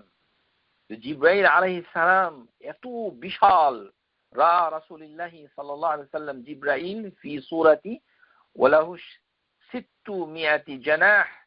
জিবরাইল আলাইহিস সালামের রয়েছে 600 ডানা। একটা ডানা, জিবরাইলের একটা ডানা দিগন্ত ভরে যায়, হেভেন থেকে জমিন পর্যন্ত। কাদ সাদ্দাল উফুকুল ইয়াসকুতু মিন জানাহি মিন তাহাবিলি ওয়াদ-দুররি ওয়াল ইয়াকুতি মা আল্লাহু বিহি আলিম। জিবরাইলের ডানাটা এত সুন্দর, জিবরাইলের প্রত্যেকটা ডানা থেকে 3টা জিনিস ঝরে পড়তে থাকে। সুবহানাল্লাহ। আপনি এই ধরনের দৃশ্য আমরা কল্পনা করতে পারি না। ধরেন একটা গাছে সুন্দর সুন্দর আম ধরেছে, আপনি গাছের তলায় গেলেন, দেখলেন যে এটা স্বপ্নে সম্ভব, বাস্তবে সম্ভব না, যে গাছ থেকে ওই সুন্দর টকটকে লাল গোলাপি রঙের আমগুলো টুপটাপ ঝরে পড়ছে আপনার সামনে। গাছটাকে কত সুন্দর মনে হবে, যে গাছের কাছে দাঁড়ালাম, গাছ থেকে টুপটাপ আমগুলো পড়ছে নিঃশব্দে আপনার কাছে। তাহলে জিবরাইলের ডানা থেকে জুয়েল, পার্ল, রুবিজ, 3টা জিনিস, 3টি মহামূল্য। আমি একটাও দেখি নাই, দেখতে কিরকম আপনারা যদি দেখতে থাকেন। জুয়েল যেটা, আর হচ্ছে পার্ল, পার্লটা আমি দেখেছি, মুক্তা, আমাদের দেশে দেখা যায় মুক্তা। রুবি লাল রঙের হয় এরকম। তাহাবিলু ওয়াদ-দুররি ওয়াল ইয়াকুত, এই 3টা জিনিস তার জিবরাইলের ডানা থেকে ঝরে পড়ে সব সময়।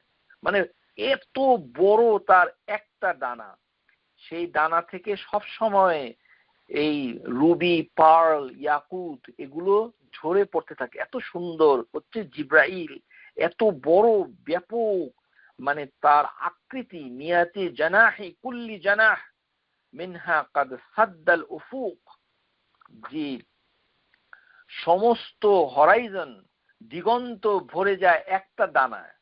জিব্রাইলের 600 দানা, একটা দানা সমস্ত দিগন্ত ভরে যায়। আপনি 600 দানা আপনি দেখতে পারবেন না। এটা জিব্রাইল আলাইহিস সালাম কত বড় নবী সাল্লাল্লাহু আলাইহি সাল্লাম এটার ব্যাখ্যা করতে গিয়ে এই কথাই বলেছেন। তার একটা দানা 600-র ভিতরে একটা দিগন্ত ভরে যায়, হেভেন থেকে আর্থ পর্যন্ত।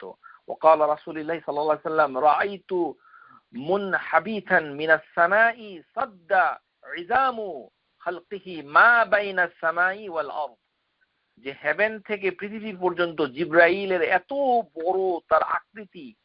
জিব্রাইল আলাইহিস সালামকে যখন তিনি উপর থেকে নামতে দেখেছিলেন তখন এভাবেই আল্লাহ রাসূল বর্ণনা করেছেন।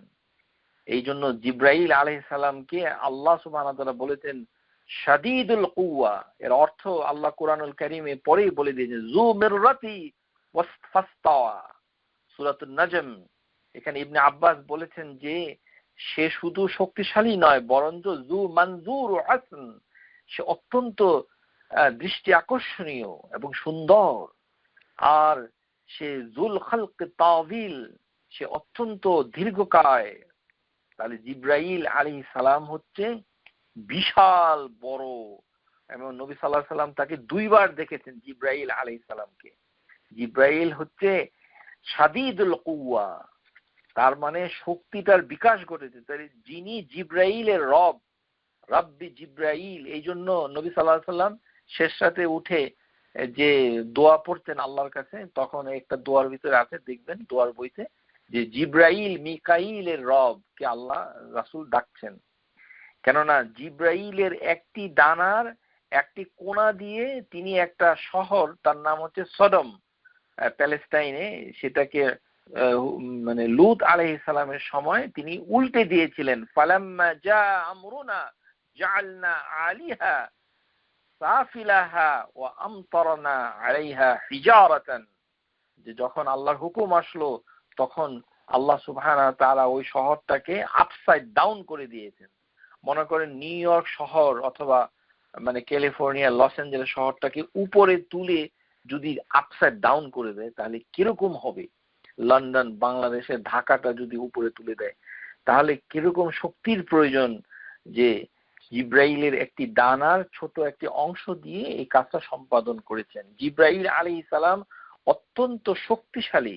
এই কারণে জিব্রাইল আলাইহিস সালাম যখন আল্লাহর রাসূল সাল্লাল্লাহু আলাইহি সাল্লামের সাথে দেখা করেন তখন তাকে বুকে চেপে ধরেছিলেন ওহী আসার সময়। প্রথমবার যখন ওহী আসে তিনি 3 বার জিব্রাইল আলাইহিস সালাম নবী সাল্লাল্লাহু আলাইহি সাল্লামকে বুকে চেপে ধরেছিলেন। এমনিই তো শাদীদুল কুওয়া, তার চাপটা হচ্ছে অত্যন্ত শক্তিশালী। তৃতীয়বার যখন চাপ দিয়েছিলেন নবী সাল্লাল্লাহু আলাইহি সাল্লাম, নবী সাল্লাল্লাহু আলাইহি সাল্লাম উনার চাপ সহ্য করতে পারছিলেন না, এত প্রেসার যে উনি যে জড়িয়ে ধরেছেন। মানে মানে নবী সাল্লাল্লাহু আলাইহি সাল্লাম বলছেন মা আনা বিকারি, উনি যখন বলছেন আমি কিছু জানি না, তখন থার্ড টাইমে ফা আখাযানি ফা গাদ্দানি সালিসা সুম্মা আরসালানি, যে এমন ভাবে তিনি ধরেছিলেন যে আমি সহ্য করতে পারছিলাম না। ফা গাদ্দাতানি, সাংঘাতিক শক্তভাবে চেপে ধরেছেন, নবী সাল্লাল্লাহু আলাইহি ওয়াসাল্লাম সহ্য করতে পারছেন। ফা রাজা বিহা, এবং একবার চাপ দিয়ে তিনি ছেড়ে দিয়েছেন। তারপরে তিনি নাযিল করে ইকরা বিইসমি রাব্বিকাল্লাযী খালাক। তো জিব্রাইল আলাইহিস সালাম এবং যেভাবে চেপে ধরেছেন নবী সাল্লাল্লাহু আলাইহি ওয়াসাল্লামের, তার হার্টবিট বেড়ে গিয়েছিল। ইয়ারজাফুল ফুআদুহু, নবী সাল্লাল্লাহু আলাইহি ওয়াসাল্লাম নার্ভাস হয়ে তার হার্টবিট বেড়ে গিয়েছিল। তাহলে জিব্রাইল হচ্ছে সবচেয়ে বেশি শক্তিশালী। তাহলে শক্তির বিকাশ ঘটেছে জিব্রাইলের মাধ্যমে। এই কারণে আল্লাহ জিব্রাইলের জন্য শাদীদুল কুওয়া কথাটা ব্যবহার করেছেন। আল্লাহ সুবহানাহু ওয়া তাআলা এই কারণে যখন তিনি মানে শাস্তি দিয়ে থাকেন তখন তিনি বারবার এই কথাটাই বলেছেন। কুরআনুল কারীমের ভিতরে মানে এসেছে যে যখনই তিনি আযাব দিয়েছেন ইন্নাল্লাহা কাবিয়্যুন শাদীদুল ইকাব, তো ওই সকল আয়াতগুলো যদি আপনারা দেখেন তাহলে দেখবেন যে আল্লাহ সুবহানাহু ওয়া তাআলা শাস্তির কথাটা যেভাবে বলেছেন সেই সময় এই কথাগুলো বলেছেন। আল্লাহ সুবহানাহু ওয়া তাআলা তিনি বলেছেন যে এই যে তার কুওয়া সেটা অর্জিত হবে কিভাবে, ইন্না ইয়ানসুরুকুমুল্লাহু ফালা গালিবা লাকুম। তো আল্লাহ সুবহানাহু ওয়া তাআলা বলেন যে আল্লাহকে যারা সাহায্য করবে, ইন্না ইয়ানসুরুকুমুল্লাহু ফালা গালিবা লাকুম ওয়া ইন ইয়াখযুলকুম ফামান যাল্লাযী ইয়ানসুরুকুম মিন বা'দি ওয়া আলাল্লাহি ফালিয়াতাওয়াক্কালিল মুমিনুন। তার মানে আল্লাহ সুবহানাহু ওয়া তাআলা এই যে কুওয়া আল কুওয়া এটার বিকাশ ঘটছে মানুষের প্রতি, যে যারা আল্লাহর প্রতি তাওয়াক্কালতু করবে। তাহলে প্রথমে শর্ত দিয়েছেন যে আল্লাহর শক্তি বিকাশ পাবে, প্রকাশ পাবে যখন কোনো বান্দা আল্লাহকে সাহায্য করবে। ইয়ানসুরুকুমুল্লাহু ফালা গালিবা লাকুম, তাহলে আল্লাহ আপনাকে পরাজিত হতে দিবেন না। None can overcome you. সুবহানাল্লাহ। আপনারা যদি এই আয়াতের উপর আমল করতে চান যে আপনি পৃথিবীতে যতদিন বেঁচে আছেন আপনাকে কেউ যেন ডিফিট দিতে না পারে, কেউ আপনাকে হিউমিলিয়েট করবে না, পরাজিত করবে না, অপমানিত করবে না, আপনি সবসময় বিজয়ী হবেন, আপনার সাকসেস আপনার পিছনে পিছনে ঘুরবে।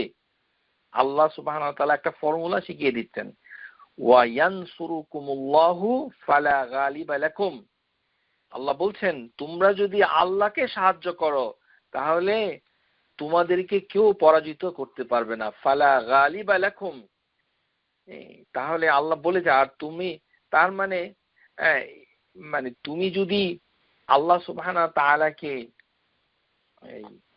যেটা সাহায্যটা কিভাবে তাফসীরের ভিতরে এসেছে যে আল্লাহর তাওহীদকে যে প্রতিষ্ঠা করবে, আল্লাহর তাওহীদকে যে প্রতিষ্ঠা করবে সেটাই হচ্ছে ইয়ানসুরুকুমুল্লাহ, আল্লাহকে সাহায্য করা। কারণ আল্লাহ সুবহানাহু ওয়া তাআলাই তো তাওহীদের দাওয়াত কোরআনুল কারীমে প্রথমে দিয়েছেন, এটাকে গুরুত্বপূর্ণ বলে বলেছেন যে এটা আল্লাহ কারোর সাথে কম্প্রোমাইজ করে না।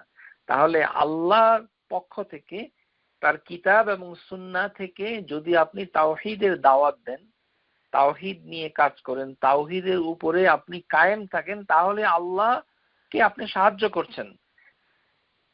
তারপরে যদি আপনি আল্লাহর ইবাদতকে প্রতিষ্ঠা করেন, প্রথমে তাওহীদ, তারপরে হচ্ছে ইবাদত, আর তারপরে যদি আপনি আরেকটি শর্ত স্কলাররা দিয়েছে যে নাহি আনিল মুনকার, যে অন্যায়কে বাধা দেওয়া এবং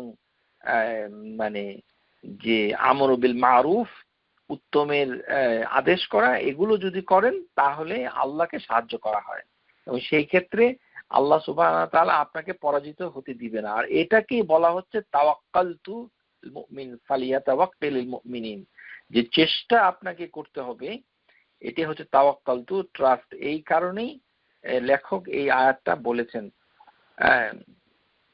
এই যে আল্লাহ সুবহানাহু ওয়া তাআলা বলছেন যে যেমন কোরআনুল কারীমে বলেছেন যে ইয ইয়ারাউনাল আযাবা আন্নাল কুওয়াতা লিল্লাহি জামিআন ওয়া আন্নাল্লাহা শাদীদুল আযাব, সূরা বাকারা আয়াত নাম্বার 165।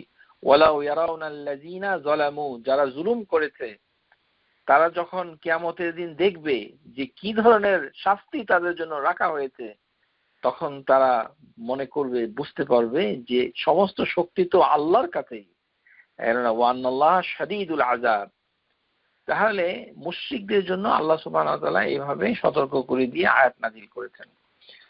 তো আল্লাহ সুবহানাহু ওয়া তাআলা এই যে নাসর, তার শক্তি কুওয়া, সেটার পৌঁছে যায় বান্দার কাছে যারা আল্লাহর তাওহীদকে প্রতিষ্ঠা করছে, যারা আল্লাহর ইবাদতকে প্রতিষ্ঠা করছে এবং যারা আমর বিল মারুফ ও নাহি আনিল মুনকার করছে, অন্যায়কে বাধা দিচ্ছে এবং সৎকর্মকে কর্মের আদেশ করছে। তাহলে এর উদাহরণ দিতে গিয়ে আল্লাহ বলছেন যে নবী রাসূলদেরকে যে আল্লাহ পাঠিয়েছেন তাদেরকেও আল্লাহ সাহায্য করেছেন। ফালাম্মা জাআ আমরুনা নাজ্জাইনা সালিহান যে আমি যখন সালেহ আলাইহিস সালামকে সাহায্য করলাম এবং মানে তাকে রক্ষা করলাম, ওয়াল্লাযিনা আমানু মাআহু, এবং সালেহ আলাইহিস সালামের সাথে যারা ঈমান এনেছিল, বিরাহমাতি মিন্না ওয়া মিন খিযইন ইয়াউমাইযিন, সেই কঠিন দিনটাতে মানে লাঞ্ছনা থেকে তাকে রক্ষা করেছিলাম। ইন্না রাব্বাকা হুয়াল কাবিয়ুল আজিজ। আল্লাহ সুবহানাহু ওয়া তাআলা এরকম প্রচন্ড মানে লাঞ্ছনাময় দিনের ঘটনার কথা উল্লেখ করে তিনি বলছেন যে তিনি ছিলেন কি আল কাবি আল আজিজ। যেমন বদরের যুদ্ধে আল্লাহ সুবহানাহু ওয়া তাআলা মুসলিমদেরকে বিজয় দিয়েছিলেন। জিব্রাইল আলাইহিস সালাম নবী সাল্লাল্লাহু আলাইহি সাল্লামের কাছে এসেছিলেন তার ধুলিযুক্ত পোশাক নিয়ে, ধুলিময় আলুথালু পোশাক পরিধান করে জিব্রাইল আলাইহিস সালাম এসেছিলেন নবী সাল্লাল্লাহু আলাইহি ওয়াসাল্লামের কাছে। এরকম করে বিভিন্ন নবী রাসূলদেরকে আল্লাহ সুবহানাহু ওয়া তাআলা যখন সাহায্য করে উদ্ধার করেছিলেন, রক্ষা করেছিলেন, সেই ক্ষেত্রে আল্লাহ বলেছেন হুয়াল কাবিউল আজিজ, যে তিনি শক্তিশালী, সর্বশক্তি, কেউ তোমাদের ক্ষতি করতে পারে না। কেননা আল্লাহ তো লিখে রেখেছেন, কাতাবাল্লাহু লা আগলিবান্না আনা ওয়া রাসূলি, আমি এবং সমস্ত রাসূল বিজয়ী হবে। যদিও মানুষরা এটা জানে না। ওয়াল ইয়ানসুরান্নাল্লাহু মান ইয়ানসুরুহু ইন্নাল্লাহা লাকাবিয়ুন আজিজ। যারা আল্লাহকে সাহায্য করবে আল্লাহ তাদেরকে সাহায্য করবেন। আল্লাহ সুবহানাহু ওয়া তাআলা সাহায্য করবেন যারা আল্লাহকে সাহায্য করবে। সূরা আল হজ।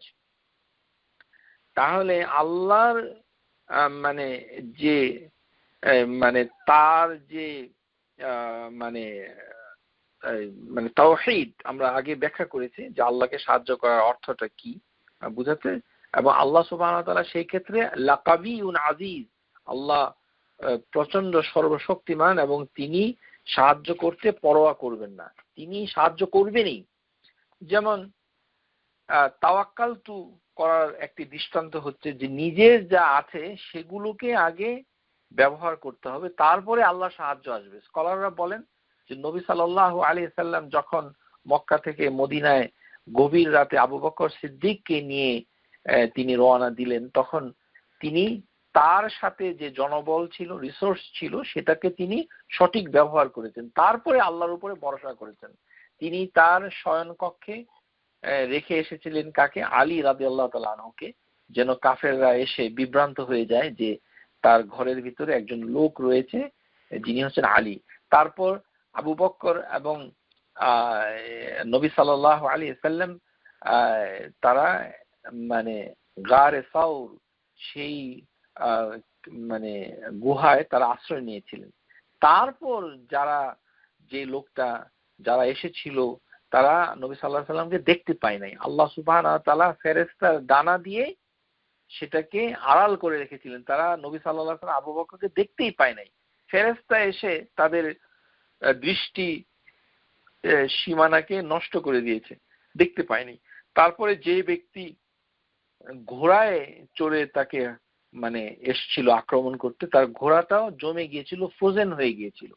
তাহলে আল্লাহর যে মানে কারামাত মুআজিজা, সেটা যে আল্লাহ সুবহানাহু ওয়া তাআলা সাহায্যটা পাঠাচ্ছেন পরে, কিন্তু প্রথমে যা ছিল সেগুলোকে ব্যবহার করেছেন। এই কারণে আল্লাহর উপরে তাওয়াক্কালতু করে অর্থ হচ্ছে যা আছে সেটাকে ব্যবহার করতে হবে, তারপর আল্লাহ সুবহানাহু ওয়া তাআলা তার গায়েব থেকে আপনাকে সাহায্য করবেন, যেটা আমরা ক্রমধারায় এই ক্ষেত্রে দেখতে পেলাম।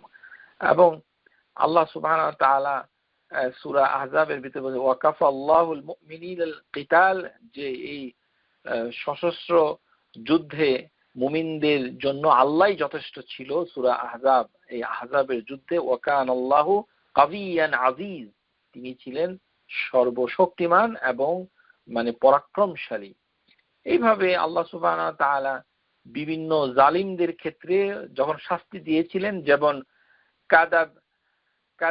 কাদাবি আলি ফিরআউন ওয়াল্লাযিনা মিন ক্বাবলিহিম, ফিরআউন এবং তার আগে যারা একই আচরণ করত, একই অভ্যাস ছিল, যে যারা কাফারু বিআয়াতিল্লাহ, যারা আল্লাহর নিদর্শনকে অস্বীকার করত, ফাআখাযাহুমুল্লাহু বিযুনুবিহিম, গুনার কারণে আল্লাহ তাদেরকে পাকড়াও করেছিলেন। ইন্নাল্লাহ কাবিয়ুন শাদীদুল ইকাব, আল্লাহ হচ্ছেন অত্যন্ত শক্তিশালী এবং শাদীদ, শক্তি, এবং শাস্তি যখন দেন তখন তার শাস্তি মানে অত্যন্ত পেইনফুল এবং প্রবল।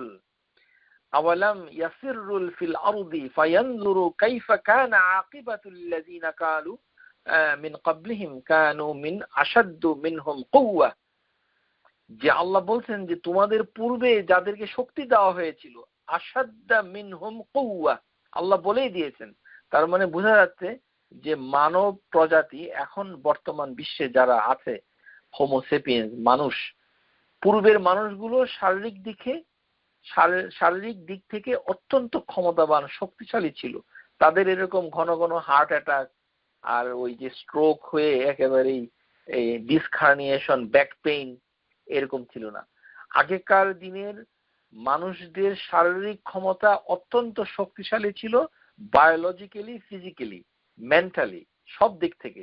তারা প্রাকৃতিক দুর্যোগকে যেভাবে মোকাবেলা করত, আল্লাহ সুবহানাহু ওয়া তাআলা সেই দিক থেকেই তাদের উল্লেখ করে তার ক্ষমতার কথা বলেছেন। আশাদ্দা মিনহুম কুওয়া কানু হুম, যারা পূর্বে এসেছিল সেই মানব জাতি, তাদের একটি গুণের কথা আল্লাহ বলেছেন। যে গুণটা কি, যে তাদের ফিজিক্যাল এবিলিটি অত্যন্ত স্ট্রং, অত্যন্ত শক্তিশালী সেই প্রজাতি, সেই মানুষ। কিন্তু আল্লাহ তাদেরকে ধ্বংস করে দিয়েছেন শাস্তির মাধ্যমে। কারণ হচ্ছে তাদের বিজুনুব ফাআখাযাহুমুল্লাহু বিযুনুবিহিম ওয়ামা কানা লাহুম মিনাল্লাহি মিন ওয়াক, আল্লাহ ছাড়া তাদের রক্ষাকারী কেউ ছিল না। যখন আখাযাহুমুল্লাহ, আল্লাহ যখন তাদেরকে ধরেন তখন ছাড়েন না। ইন্নাহু কাবিয়ুন শাদীদুল ইকাব, আল্লাহ হচ্ছেন শাদীদ, তিনি যখন শাস্তি দেন তখন তাকে রুখে দেওয়া কোনো সম্ভব না। এই যে মনে করেন আমরা আজকে অনুষ্ঠান শুনছি ঘরের ভিতরে বসে, নিরাপদ বিল্ডিং এর ভিতরে, নিরাপদ প্রযুক্তির ভিতরে, এরকম নিরাপদ মনে করতো আগেকার দিনের লোকরা। তারা রকি ট্র্যাক কেটে, পাহাড়ের পাথর কেটে বসবাস করত, কিন্তু আল্লাহ সেখানেও শাস্তি দিয়ে তাদেরকে মানে নিঃশেষ করে দিয়েছেন। আমাদের এই নিউ ইয়র্ক শহর এখনই ভূমিকম্প হয়ে তলিয়ে যেতে পারে, এখনই ঢাকা শহর আল্লাহ সুবহানাহু ওয়া তাআলা একেবারেই ধ্বংস করে দিতে পারে। কেননা আল্লাহ হচ্ছেন ইন্নাহু কাবিয়ুন শাদীদুল ইকাব, শাস্তি দিতে পারেন যে কোনো জায়গায়, বিজুনুবিহিম, তাদের গুনার কারণে, বিজুনুবিহিম ওয়ামা কানা লাহুম, আর সেই শাস্তি হবে অত্যন্ত প্রবল। সেই জন্য লক্ষ্য করতে হবে আমরা কি করছি। আল্লাহ সুবহানাহু ওয়া তাআলার শক্তি এভাবেই তিনি প্রকাশ করেছেন কুদরতি দিয়ে, ফালা আজিজাহু শাইউন, আল্লাহ অক্ষমতা দেখান না। কারণ আল্লাহ বলছেন ওয়ালা ইয়াউদুহু হিফযুহুমা, হেভেন, সাতটি হেভেন এবং পৃথিবী, সেটাকে রক্ষণাবেক্ষণ করতে আল্লাহ কখনো ক্লান্ত হন না, অক্ষম হয়ে যান না। ওহু আলিউল আযীম, আল্লাহ সুবহানাহু ওয়া তাআলা এইভাবে তার ক্ষমতার কথা বিভিন্ন আয়াতের ভিতরে বলেছেন। যে আমরা যেটা দেখেছি যে যারা পূর্বে এসেছিল এবং যারা মানে কিছুই করতে পারতো না, আল্লাহ সুবহানাহু ওয়া তাআলা এই কথাটাও বলেছেন যে তারা কিছুই করতে পারে না। আল্লাহ সুবহানাহু ওয়া তাআলা এটা না বললেও পারতেন, কিন্তু তারপরে আল্লাহ উল্লেখ করে দিয়েছেন যে ইন্নাহুম লা ইউজিজুনা, যে তারা কিছুই করতে পারবে না আল্লাহর বিরুদ্ধে। তারা ধারণা করে ওয়ালা ইয়াহসাবান্নাল্লাযীনা কাফারু সাবাকু, তারা মনে করে তারা কিছু করবে, কোথায় করবে? কেননা আল্লাহর অবাধ্যতা। এই জন্য অনেকে সে বলে যে আরে ধর্মকর্ম তো আচ্ছা বুঝলাম, ধর্মকর্ম করতে মন চায় না কিংবা নাস্তিক হয়ে গেছে, কিন্তু সে যাবেটা কোথায়? মৃত্যু তো আছেই, 100-200 বছর 300 বছর মরবে না। তার মানে আল্লাহর রাজত্বটাকে অতিক্রম করে তার যাওয়ার কোনো জায়গা নেই। এই কারণে আল্লাহ বলছেন ইন্নাহুম লা ইয়াজিজুন, তারা আল্লাহর রাজত্ব থেকে পালিয়ে যেতে অক্ষম। ওয়া আন্না জানান্না আন্না লান নু'জিজাল্লাহি ফিল আরদি ওয়া লান নু'জিজাহু হারাবান, যে জিন জাতিরা এটা বুঝতে পেরে, সূরা জিনের ভিতরে এসেছে, জিনরা বলল যে আমরা আল্লাহ সুবহানাহু ওয়া তাআলার এই পৃথিবী থেকে পালিয়ে যেতে অক্ষম। আমরা পালাতে পারবো না। পালিয়ে যাবোটা কোথায়? মানুষ তো দূরের কথা, জিন পর্যন্ত অক্ষমতা প্রকাশ করেছে। জি, আল্লাহ সুবহানাহু ওয়া তাআলা সক্ষম। আন লান তুজিজা আল্লাহ, তাহলে আজিজু লা ইয়াজুজান, এই যে ইয়াজুজ এখানে আইন জিম জা মানে এবিলিটি, এইভাবে আল্লাহ বলছেন ওয়ামান লা ইউহিব্বু দাঈয়াল্লাহি ফালাইসা বিমুজিজিন ফিল আরদি ওয়া লাইসা লাহু মিন দুনিহি আউলিয়া উলাইকা দালালুম মুবিন। এরকম আল্লাহ সুবহানাহু ওয়া তাআলা বিভিন্ন দৃষ্টান্ত দিয়ে বলেছেন যে পৃথিবী থেকে পালিয়ে আমরা যাব কোথায়। সুতরাং আল্লাহ সুবহানাহু ওয়া তাআলার কাছে আশ্রয় নিতে হবে। এই কারণেই স্কলাররা বলছেন যে এইটার ব্যাখ্যা হচ্ছে লা মুফাররিদ ইল্লা ইলাইহি ওয়ালা মালজা লিল ইবাদ ওয়ালা মানজা মিন, যে তার বাইরে গিয়ে কোনো আশ্রয় নাই আর তার আশ্রয় ছাড়া আর কোনো আশ্রয় নাই। আল্লাহর আশ্রয়ে আমাদেরকে ফিরতেই হবে। যতই আমরা অবাধ্য হই আর যাই কিছু না করি, আলটিমেটলি আল্লাহর জগতেই আমাকে থাকতেই হবে, বাইরে কোথায় যাব।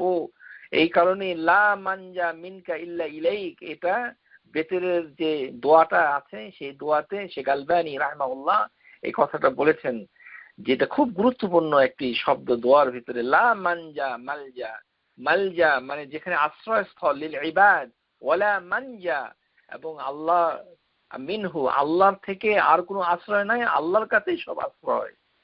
এই জন্য যাব কোথায়? জিন তারাই স্বীকার করে নিয়েছে যে যাওয়া সম্ভব না পৃথিবী থেকে। মানুষের পক্ষে, মানুষ কি চিন্তা করে? আল্লাহ বলছে ইন্নাহুম লা ইয়াজিজুন, তারা আল্লাহকে অক্ষম করতে পারবে না, আল্লাহ তাকে পাকড়াও করবে, খুবই স্বাভাবিক। এই কারণে আল্লাহ বলছেন ফাফিররু ইলাল্লাহ, আল্লাহর দিকেই ফিরে আসো। তার মানে আমরা যখন বলি যে ওই যে বেতেরের যে ছোট দোয়াটা আছে সেখানে আউযু বিকা মিনক, আল্লাহুম্মা ইন্নী আউযু বিকা মিনক, আমরা আশ্রয় চাচ্ছি আল্লাহর থেকে আল্লাহর কাছে। তার মানে আল্লাহর রাগ থেকে, আল্লাহর শাস্তি থেকে আল্লাহর কাছে আশ্রয় চাচ্ছি। আউযু বিকা মিনক, আল্লাহ তোমার কাছেই আমরা আশ্রয় চাচ্ছি, মানে তার মানে শাস্তি থেকে। ফাফিররু ইলাল্লাহ, ফিরার মানে হচ্ছে পালিয়ে যাওয়া।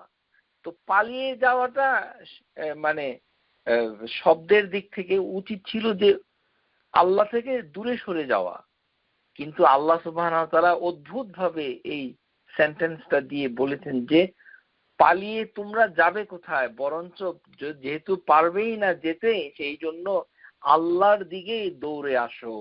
ফিরারুন, তোমরা আল্লাহর দিকে দৌড়ে আসো। কোথায় যাচ্ছ? সূরা জারিয়াত আয়াত নম্বর 50, ফাফিরু ইলাল্লাহ। আজকের অনুষ্ঠানে এর তাফসীর করা সম্ভব না, কিন্তু এটা অত্যন্ত গুরুত্বপূর্ণ একটি কথা। ফাফিরু ইলাল্লাহ, আল্লাহর দিকে দৌড় দাও, দৌড়ে আসো আল্লাহর দিকে। আল্লাহ সুবহানাহু ওয়া তাআলা বলছেন কেননা তিনি হচ্ছেন একমাত্র আশ্রয়স্থল। লা মানজা লিল ইবাদ ওয়ালা মালজা ওয়ালা মানজা মিন। আল্লাহ সুবহানাহু ওয়া তাআলা মানে এই যে মানে যে রহমতটা মানুষকে দেন সেটাকে যদি তিনি ধরে রাখেন, সংকীর্ণ করে দেন, তাহলে এটাকে কেউ ছুটাতে পারবে না, কেউ রহমত দিতে পারবে না। মা ইয়াফতাহিল্লাহু লিন-নাস মিন রাহমাতি ফালা ইউমসিক লা, কেউ সেটাকে ধরে রাখতে পারবে না আল্লাহ যদি রহমতটা পাঠান। ওয়ামা ইউমসিকু ফালা মুরসিলা লাহু, আর তিনি যদি রহমত না দেন, বন্ধ করে দেন, তাহলে কেউ এটাকে আবার রহমতটা দিতে পারবে না। মিন বাদি ওয়া হুয়াল আজিজুল হাকিম, কেননা আল্লাহ সুবহানাহু ওয়া তাআলা এই ধরনের সমস্ত কর্মকাণ্ডগুলোকে তিনি মানে মানে উপর থেকে নিয়ন্ত্রণ করে। ইউদাব্বিরুল আমরা মিনাস সামা, আমরা শিখেছি। এবং আল্লাহ সুবহানাহু ওয়া তাআলা এই যে আমর, এটা তিনি পরিচালনা করছেন, সমস্ত সৃষ্টির ভালো মন্দকে তিনি পরিচালনা করছেন। মা মিন শাফিইন ইল্লা মিন বাদি ইজনিহি, যে তার এই কর্মকাণ্ড, তার যে এই যে পরিচালনা ব্যবস্থাপনা, তিনি কাকে অসুখ দিবেন, কাকে সুস্বাস্থ্য দিবেন, কার ছেলে দিবেন, কার মেয়ে দিবেন, কাকে নিঃসন্তান রাখবেন, কাকে চাকরি দিবেন, কাকে লাঞ্ছিত করবেন, কাকে আমেরিকায় আনবেন, কে আফগানিস্তানে থাকবে, কে বোমায় আহত হয়ে ইন্তেকাল করবে, কে সারা জীবন বিরিয়ানি খাবে।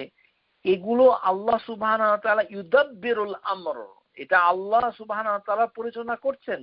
এটাকে কেউ সাজেশন দিয়ে পরিবর্তন করা তো দূরের কথা, তার কাছে সেটা বলার জন্য মানে পারমিশন পর্যন্ত নাই। ইল্লা মিন বাদি ইজনিহি, তার পারমিশন ছাড়া মানে এটার পরামর্শদাতা সম্ভব নয়। এই কারণে এই ধরনের কথা বলা দৃষ্টতা, আল্লাহর আয়াতের বিপরীত, মুখালিফ।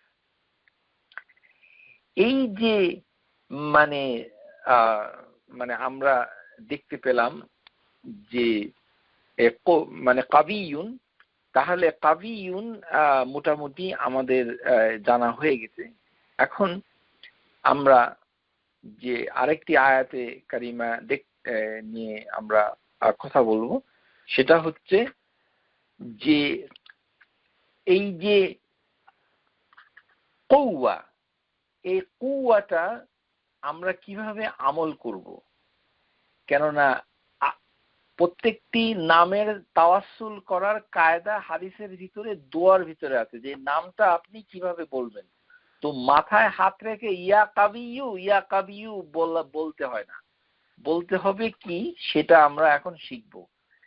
যে কতগুলো নামকে রাসূলুল্লাহ সাল্লাল্লাহু আলাইহি সাল্লাম তিনি আমাদেরকে শিক্ষা দিয়েছেন যে ওই নামটা দিয়ে যখন আল্লাহর সাহায্যটা চাবো, এর ভিতরে আল কাবিয়ুন এই নামটা দিয়ে সাহায্য চাইলে আপনি সাহায্য পাবেন। প্রিয় শ্রোতা, আপনারা লিখে রাখুন যে আপনাদের বিপদ আপদে দৈনন্দিন জীবনে সব সময় যত বিপদ আসুক, এই আল কাবিয়ু এই নামটার মাধ্যমে আপনি যদি তাওয়াসসুল করেন, সাথে সাথে আপনার সমস্ত বিপদ দূর হয়ে যাবে। কেননা আল্লাহ সুবহানাহু ওয়া তাআলা এটা হচ্ছে লা ইয়াজিজ মিন্নি, আল্লাহ অক্ষম নন, যত অসম্ভব হোক আপনাকে সাহায্য করে বিপদ থেকে উদ্ধার করবেনই। এই কারণেই এটাকে কিভাবে বলা হয়, এটাকে বলা হয় হচ্ছে আল হাওকালা। হাওকালা, আল হা ওয়াও কাফ লাম তা মারবুতা, আল হাওকালা। আল হাওকালা মানেটা কি? যেমন আমরা ইন্না লিল্লাহি ওয়া ইন্না ইলাইহি রাজিউন, এই কথাটাকে হাদিসের ভাষায় কি বলা হয়? ইস্তিরজা। ইস্তিরজা, যে আপনি কি ইস্তিরজা পড়েছেন? ইস্তিরজা মানে হলো ইন্না লিল্লাহি ওয়া ইন্না ইলাইহি রাজিউন, এই কথাটা বলা। আর আমরা বাংলাদেশী জনগণ এটা শিখতে পারি নাই, এটা দুঃখজনক। কেননা ওই উর্দুওয়ালা আর ফার্সিওয়ালার কাছ থেকে দিন ইসলাম শিখলে এরকমই হবে। শিখে রাখুন যে প্রত্যেকটা মুমিন মুসলিম আল হাওকালা এটা যেন পড়ে। আল হাওকালা, আল হাওকালা মানেটা কি? আল হাওকালা হচ্ছে যে আমরা যে বলি লা হাওলা ওয়ালা কুওয়াতা ইল্লা বিল্লাহ, এই বাক্যটাকেই বলা হয় হাওকালা, আল হাওকালা। নবী সাল্লাল্লাহু আলাইহি সাল্লাম বলছেন যে আল্লাহ যে ওয়ালা কুওয়াতা ইল্লা বিল্লাহ, যে লা হাওলা, হাউল কথাটার অর্থ হচ্ছে একটি হচ্ছে সামর্থ্য, এবিলিটি, আরেকটি হচ্ছে পরিবর্তন। লা হাউল, লা হাওলা ওয়ালা কুওয়াতা, দুটো হচ্ছে মানে নেগেটিভ, একটি হচ্ছে ইসবাত ইল্লা বিল্লাহ, নাফিদাত, যে নেগেশন হচ্ছে দুটো, দুটো নেগেশন করে ছেড়ে দেওয়া যাবে না। আমাদের সমাজে কি আছে, আমরা হঠাৎ করে বলে ফেলি কি লা হাওলা ওয়ালা কুওয়াতা, তাহলে আপনার তো গুনাহ হবে।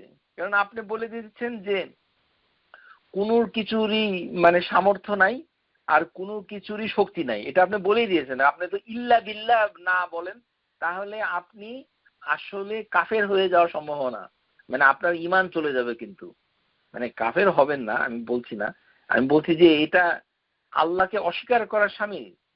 এই কারণে এটা ডেঞ্জারাস। এটা পুরোটা যদি না বলেন তাহলে আপনার জন্য রয়েছে প্রচন্ড মানে দুর্ভাগ্য। এই কারণে লা হাওলা ওয়ালা কুওয়াতা ইল্লা বিল্লাহ, এই কথাটাকে, বাক্যটাকে বলা হয় আল হাওকালা। আল হাওকালা এটা ব্যবহার করাটা এই জন্য দরকার, হাদিসের ভিতরে এসেছে আবি মুসা আল আশআরি রাদিয়াল্লাহু আনহু قال قال رسول الله صلى الله عليه وسلم يا عبد الله بن قيس قل, এই যে আবু মুসা আশআরি আব্দুল্লাহ বিন কাইসকে বলছে, কুল, আপনি বলুন, লা হাওলা ওয়ালা কুওয়াতা ইল্লা বিল্লাহ ফাইন্নাহা মিন কানজু কুনুজিল জান্নাহ, মুত্তাফাকুন আলাইহি, বুখারী মুসলিমের হাদিস।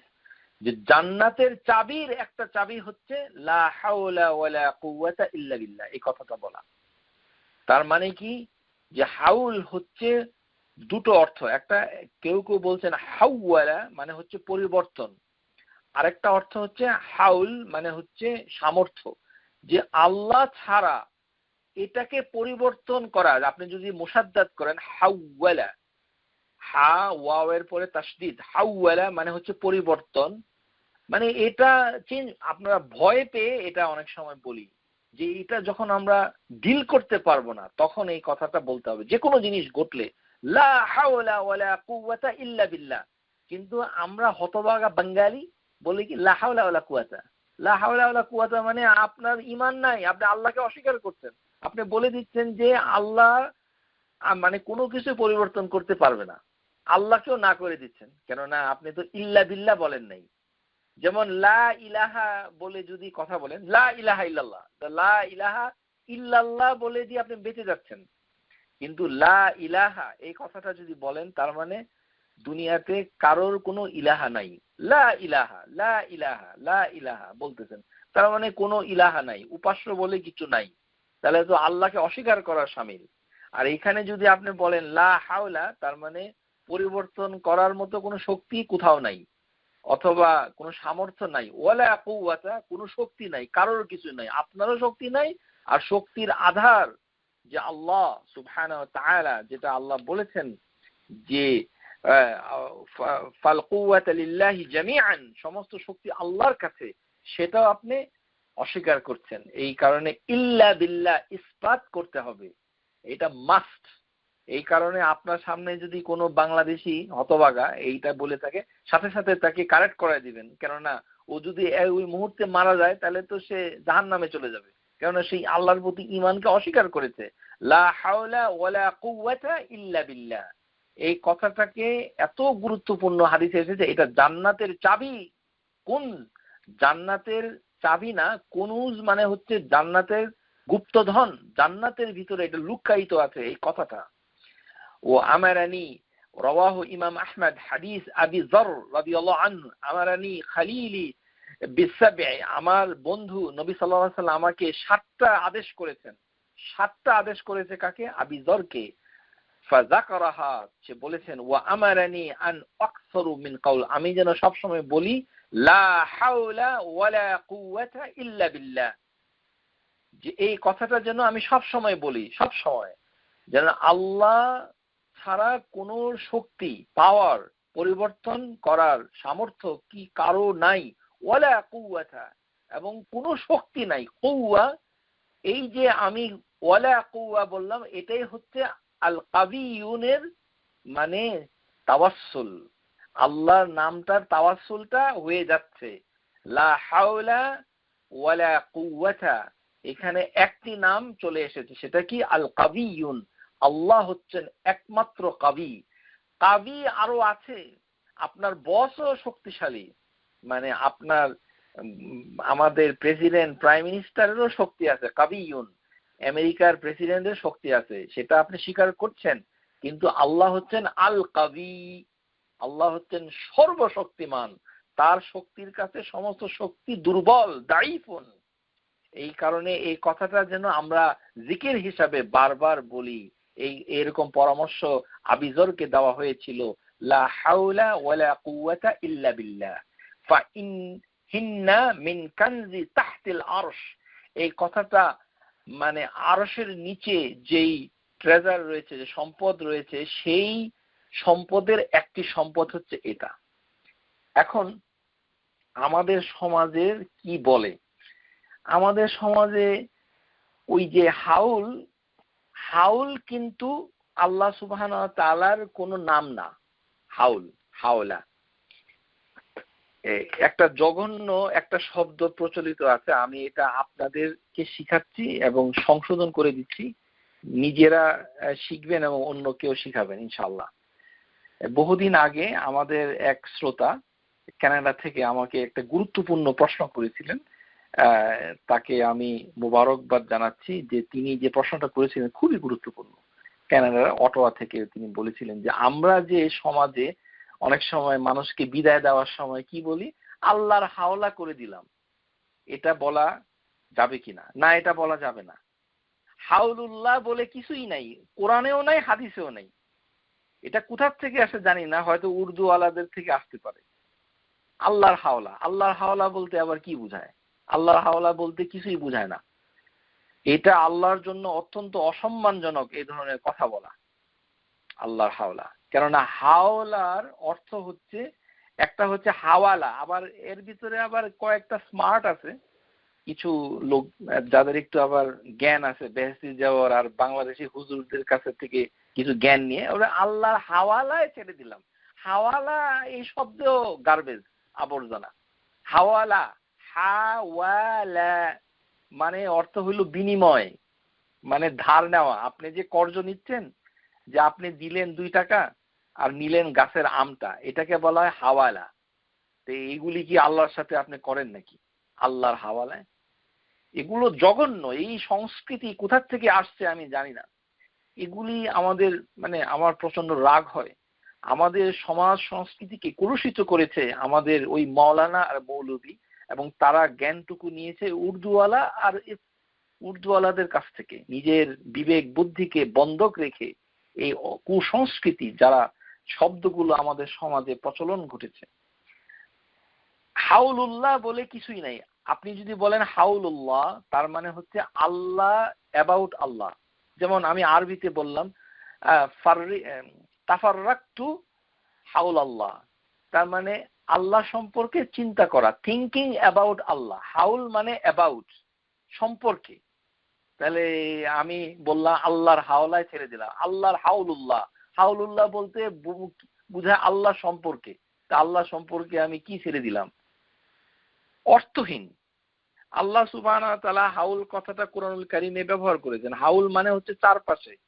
ওয়াতারাল মালাইকাতু হাফিনা মিন হাউলিল আরশ, যে সকল ফেরেশতা আরশের পাশে থাকে। হাউল মানে হচ্ছে চারপাশে। হাউলি জাহান্নাম, হ্যাঁ, আল্লাহ সুবহানাহু ওয়া তাআলা যেমন বলছে ফালাম্মা আদাত মা হাওলাহু যাহাবাল্লাহু বিনুরিহিম, যে একটা লোক যদি তার পাশের আগুনগুলো নিভে যায়, আলোগুলোতে নিভে, তাহলে সে কিছু দেখতে পারবে না। হাউল মানে হচ্ছে চারপাশে। আরেকটা হাউল হচ্ছে 1 বছর। ওয়াসিয়াতলি আজওয়াজিহিম মাতাআন ইলাল হাউলি, সূরা বাকারা আয়াত নাম্বার 240। একটা হচ্ছে হাউল, যাকাতের জন্য আল হাউল, আল হাউল আল হাল আল হাউল, 1 বছর পূর্ণ হতে হবে। তাহলে এই হাউল কোথা থেকে আসলো? হাওল একটা, আপনি যদি হা ব্যবহার করেন তাহলে মানে এটা ভয় দেখানো। হাওয়ালা, হাওয়ালা মানে হচ্ছে ভয় দেখানো। এটি আবর্জনা। কোনোদিন কাউকে বলবেন না আল্লাহর হাওলায় করে দিলাম, মানে এটা সমালোচনা করার ভাষাও আমি খুঁজে পাচ্ছি না। এটা কোথার থেকে আসলো? খুব সম্ভবত উর্দু অথবা ফার্সিতে কোনো অর্থ হতে পারে, আমি জানি না। এই জঘন্য শব্দতে সমাজকে কলুষিত করেছে। মানুষকে বিদায় দেওয়ার সময় আল্লাহর হাওলা বলে কিছুই নাই। আল্লাহর কথাটা বলতে গেলে আপনি যখন মুকাররাব একটা ফ্রেজ ব্যবহার করবেন, সেটা কোরআন এবং হাদিসের ভিতরে থাকতে হবে। এটা ছাড়া আল্লাহ শব্দ ব্যবহার করা জঘন্য অপরাধ। আল্লাহ যে 5টা বড় গুনার কথা বলেছেন, আর একটি গুনাহ হচ্ছে আল্লাহ সম্পর্কে এমন কথা বলা যেটা আল্লাহ বর্ণনা করেন নাই। সেটা বলা হচ্ছে মেজর সিন। আপনাকে তওবা করতে হবে।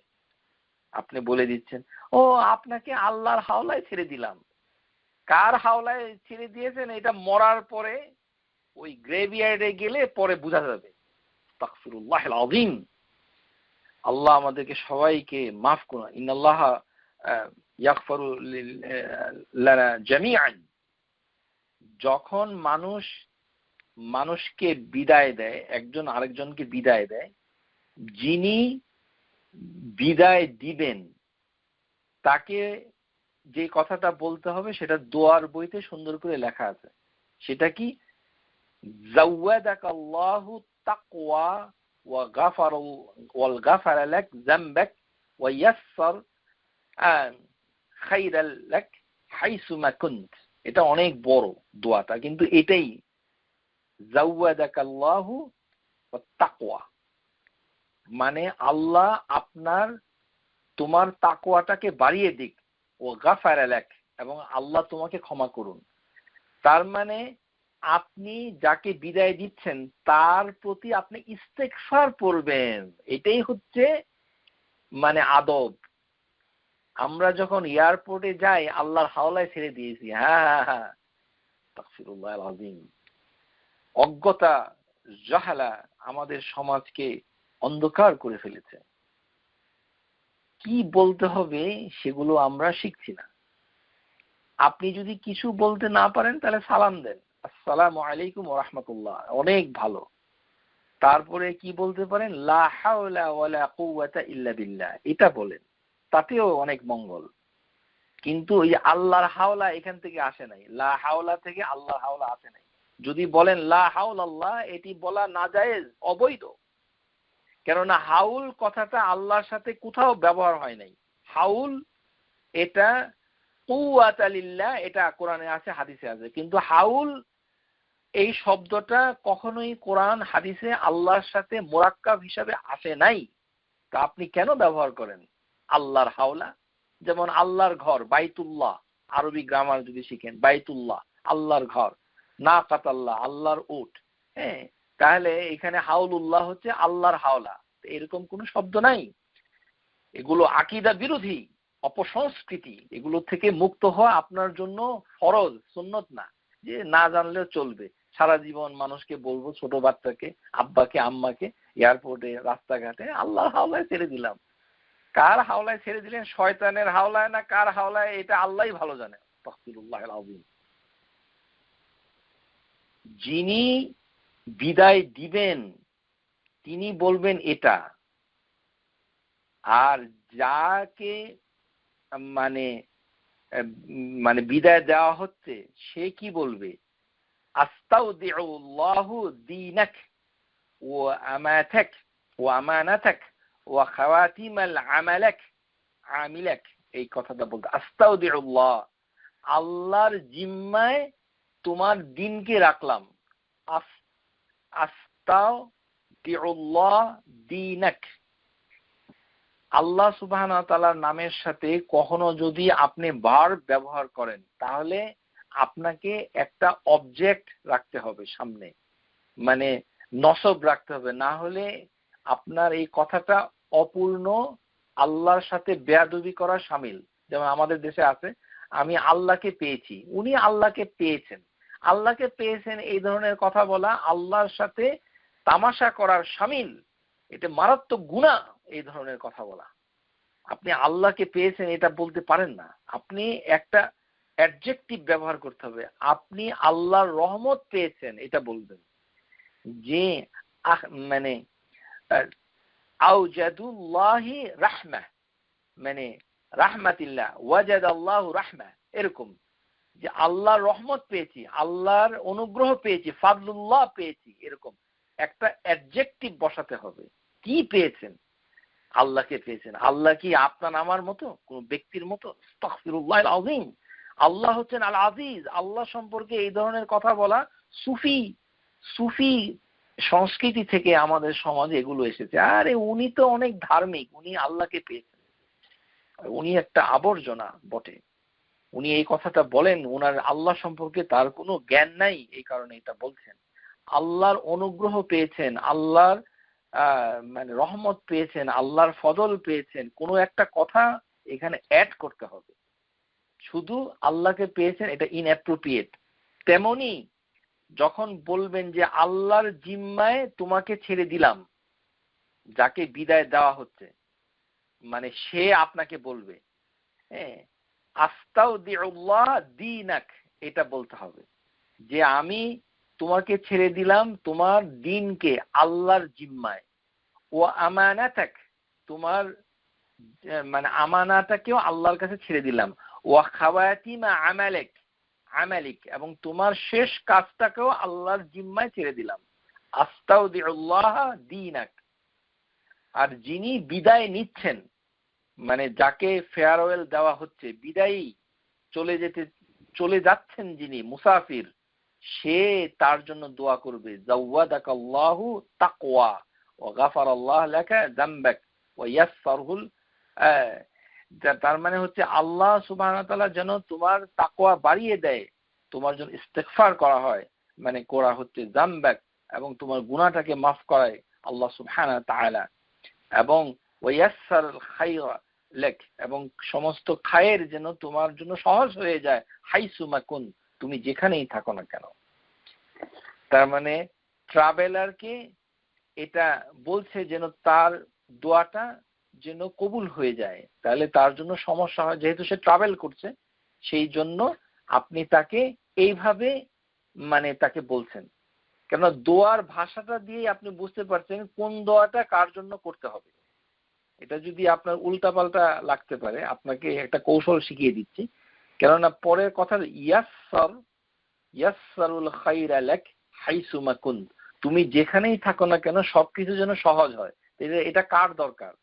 যে মুসাফির, তার দরকার। এই কারণে যাকে বিদায় দিবেন তাকে এই কথাটা বলতে হবে, জাওয়াদাকাল্লাহু তাকওয়া ওয়া গাফারা লাক যামবাক ওয়া ইয়াসসারুল খায়রা লাক হাইসুমা কুন্ত। আপনি যদি এটা বলতে না পারেন, তাহলে আপনি বলতে আল্লাহ যেন তোমার তাকওয়া বাড়িয়ে দেয়, আল্লাহ যেন তোমাকে মাফ করে, এইভাবে বাংলায় বলতে হবে। কিন্তু আমাদের ইস্তেগফার সম্পর্কে যেহেতু ধারণা নাই, এই কারণে ইস্তেগফার যে জীবিত ব্যক্তির জন্য করা হয় এটা বুঝে না আমার মানে দেশবাসী। আমরা দুঃখের সাথে আবারও বলছি, ইস্তেগফার জীবিত ব্যক্তির জন্য করা সুন্নাহ, এই হাদিসে এটা প্রমাণ। দোয়ার ভিতরে কি বলছেন আপনি? আল্লাহর কাছে কি চাচ্ছেন? তাকওয়া যেন বেড়ে যায় সেটা দোয়া করছেন, জাওয়াদাকাল্লাহু তাকওয়া। তারপরে কি দোয়া করছেন আল্লাহর কাছে? গাফারা লাক, আল্লাহ যেন তাকে ক্ষমা করে দেয়, যামবাক, তার গুনাহকে। তার মানে আপনি তার জন্য, যে আপনাকে বিদায় দিতে আসছে, মানে তাকে সামনে রেখে, আপনি বিদায় প্রার্থীকে বলে দিচ্ছেন যে তোমার গুনাহ যেন আল্লাহ মাফ করে। তাহলে কি হবে? সে যে ট্রাভেল করবে, ওয়াইয়াসসারাল খায়রা লাক হাইসুমা কুন্ত, এবং সে যেখানেই যাবে সেখানে সবকিছু সহজ হবে, ভালো হবে। এভাবেই আমরা এই আল কাবিয়ুন, এই মানে নামটা তাওয়াসসুল করতে পারি। কিন্তু ওই জুল কুওয়াতিল মাতিন 10 বার পড়লে বাসায় মাছ মাংস বেড়ে যাবে ইত্যাদি, এই ধরনের কোনো আমল তদবির আমার জানা নাই। ইন্টারনেট দেখে দেখে এই সস্তা আবর্জনা শিখে নিজের জীবনকে কলুষিত করবেন না, সহি জ্ঞান অর্জন করুন, আল্লাহ সুবহানাহু ওয়া তাআলার নামগুলোকে শুদ্ধভাবে শিখুন। ওয়া আখিরু দাওয়ানা আনিল হামদুলিল্লাহি রাব্বিল আলামিন। আসসালামু আলাইকুম ওয়া রাহমাতুল্লাহি ওয়া বারাকাতুহু। Subscribe to our YouTube channel, Know Tawhid First, and press the bell icon to get new video notifications.